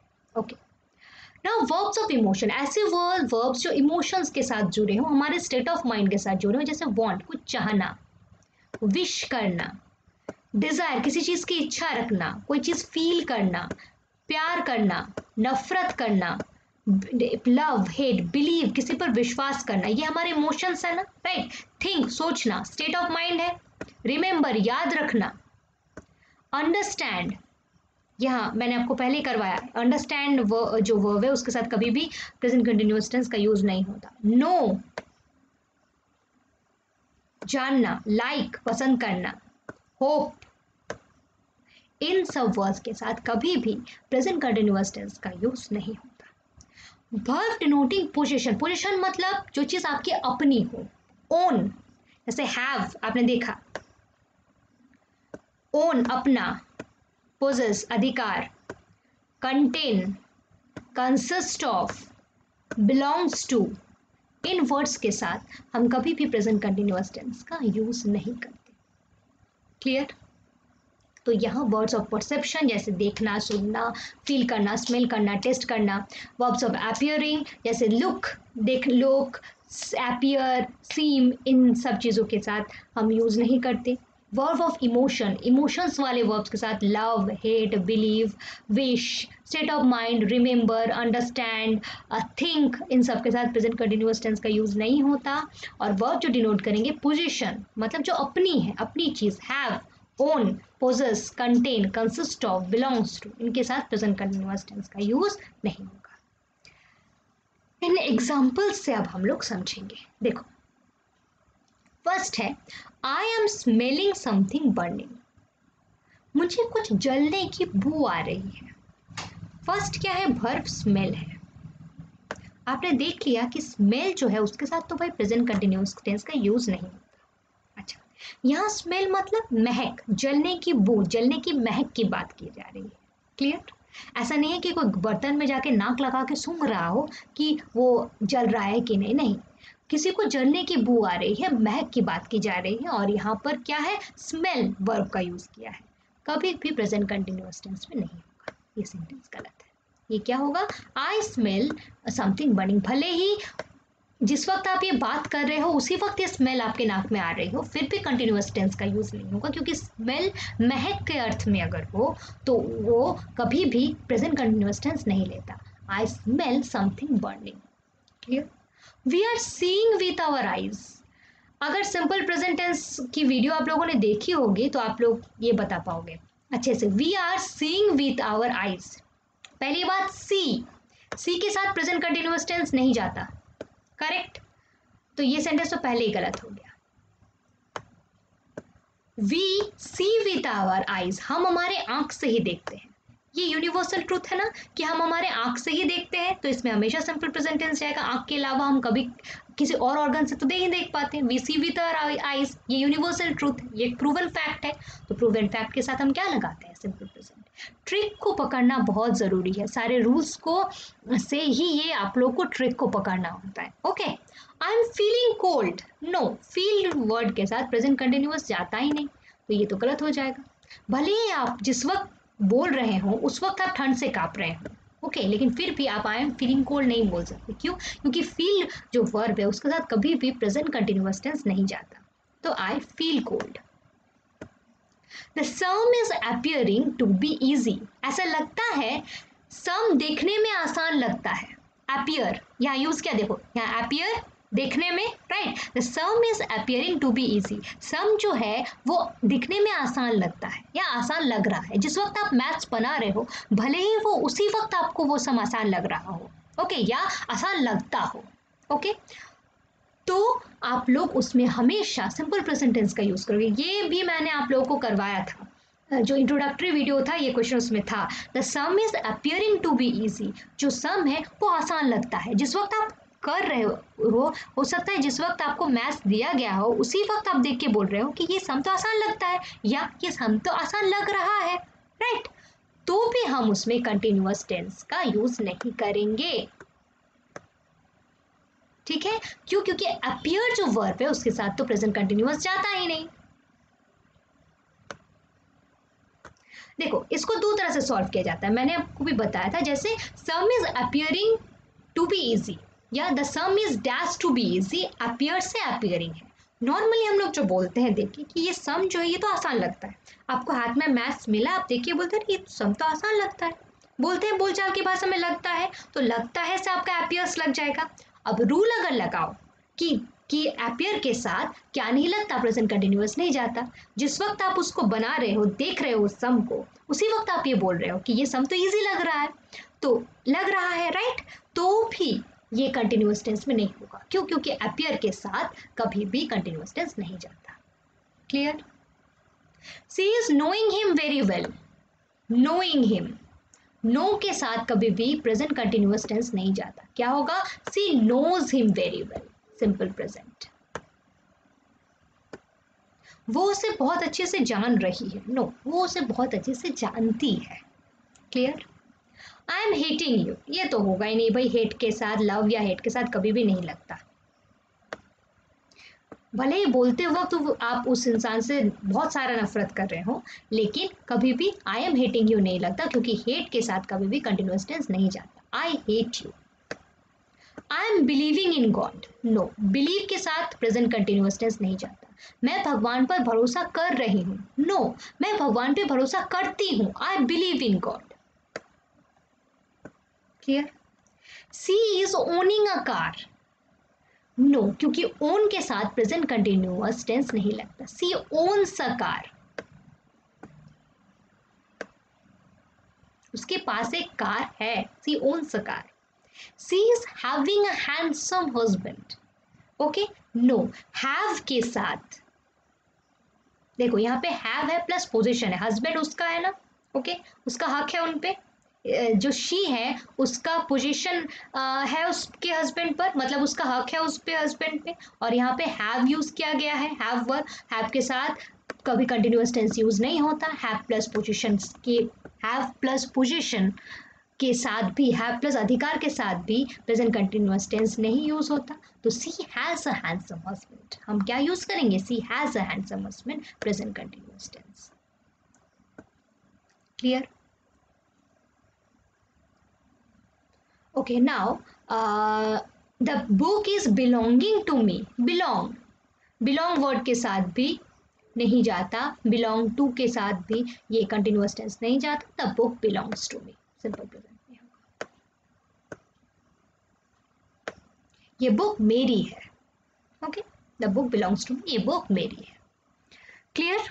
ओके, अब हम लोग, आप लोगों को सारे रूल्स मैंने बता दिए, समझा दिए, ओके। तो अब हम लोग जो करेंगे वो करेंगे, अब देखेंगे आपकी अंडरस्टैंडिंग कि कैसे कैसे क्या हुआ। इसमें भी कुछ क्वेश्चंस मैं आज छोड़ दूंगी आप लोगों के लिए। चलिए फर्स्ट क्वेश्चन करते हैं। Do not make a noise, आवाज मत करो। द चाइल्ड डैश नाउ, बच्चा डैश नाउ मतलब अभी, अभी आ गया, ठीक। अभी के साथ यहाँ पे कौन सा वर्ब है? स्लीप। अभी की बात की गई है और ऐसा कहीं नहीं लिखा हुआ कि स्लीप वर्ब के साथ प्रेजेंट कंटिन्यूअस का यूज नहीं किया जा सकता, और बात की गई है अभी, तो यहाँ पे क्या होगा? इज स्लीपिंग, ये करेक्ट हो जाएगा। सेंटेंस की मीनिंग देख लो। डोंट मेक अ नॉइज, आवाज मत करो। The child is sleeping now, बच्चा अभी सो रहा है। Clear? Okay. It dash in July, it is dash now. जुलाई में डैश होता है, क्या होता है? Rains, is raining, are raining, rain. जुलाई में बारिश होती है, जुलाई में ही बारिश होती है, ये आदत है, ये एक फिनोमेना है कि जुलाई में ही बारिश होती है, राइट? ओके, तो इसमें क्या लगेगा? Simple present tense. ये हैबिट, हैबिट बोलो, आदत बोलो, एक नेचुरल फिनोमेना बोलो, ओके। तो ये जुलाई महीने में बारिश होती है, ओके। तो यहाँ पे इट है, इट मतलब थर्ड पर्सन सिंगुलर नंबर, तो यहाँ पे कौन सा लगेगा? रेन्स या रेन, V1 या V5? Of course V5। तो फर्स्ट वाले में हो जाएगा इट रेन्स इन जुलाई, जुलाई में बारिश होती है, ओके। अक्सर जुलाई में बारिश होती है, ये जुलाई में बारिश होना एक नेचुरल फिनोमेना, एक आदत है, ओके। एक ऐसा एक्शन है जो कि रेगुलर होता है कि जुलाई में ही बारिश होती है। Okay, it is dash now, now अभी। और रेनिंग, कहीं नहीं लिखा हुआ कि रेनिंग के साथ हम लोग प्रेजेंट कंटिन्यूअस यूज नहीं कर सकते, तो नाउ मतलब अभी, अभी बारिश हो रही है। It is raining now, it is raining now. Don't disturb me, मुझे डिस्टर्ब मत करो। I am doing my homework, is doing my homework या डू माई होमवर्क। आई के साथ क्या लगेगा? एम, आपको पता है, तो आई एम डूइंग, मैं होमवर्क कर रही हूँ, मैं अभी होमवर्क कर रही हूँ, मुझे डिस्टर्ब मत करो। ओके, अच्छा। अब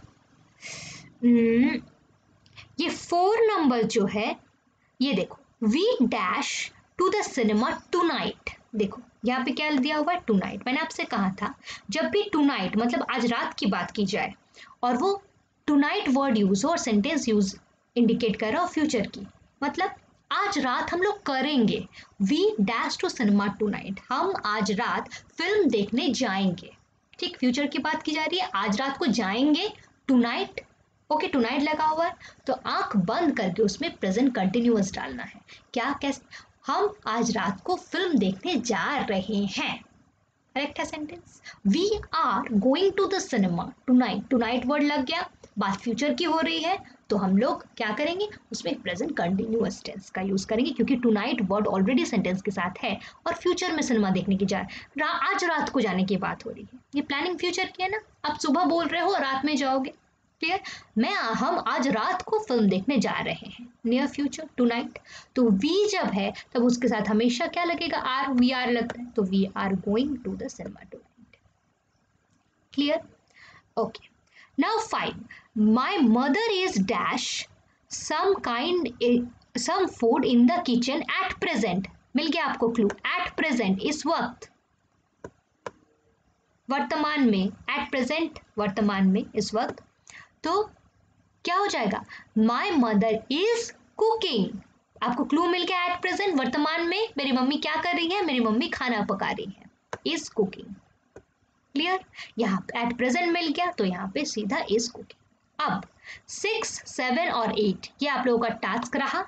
ये आप लोग मुझे कमेंट सेक्शन में कमेंट करके बताओगे कि 6, 7 और 8 में क्या होगा।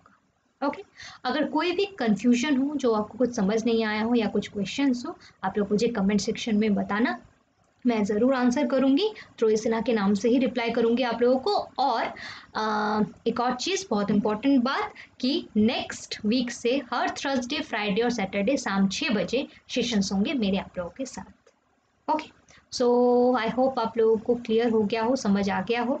जितनी ज़्यादा प्रैक्टिस करोगे उतनी ज़्यादा ये चीज़ें और क्लियर होंगी। Okay, so keep practising. Thank you.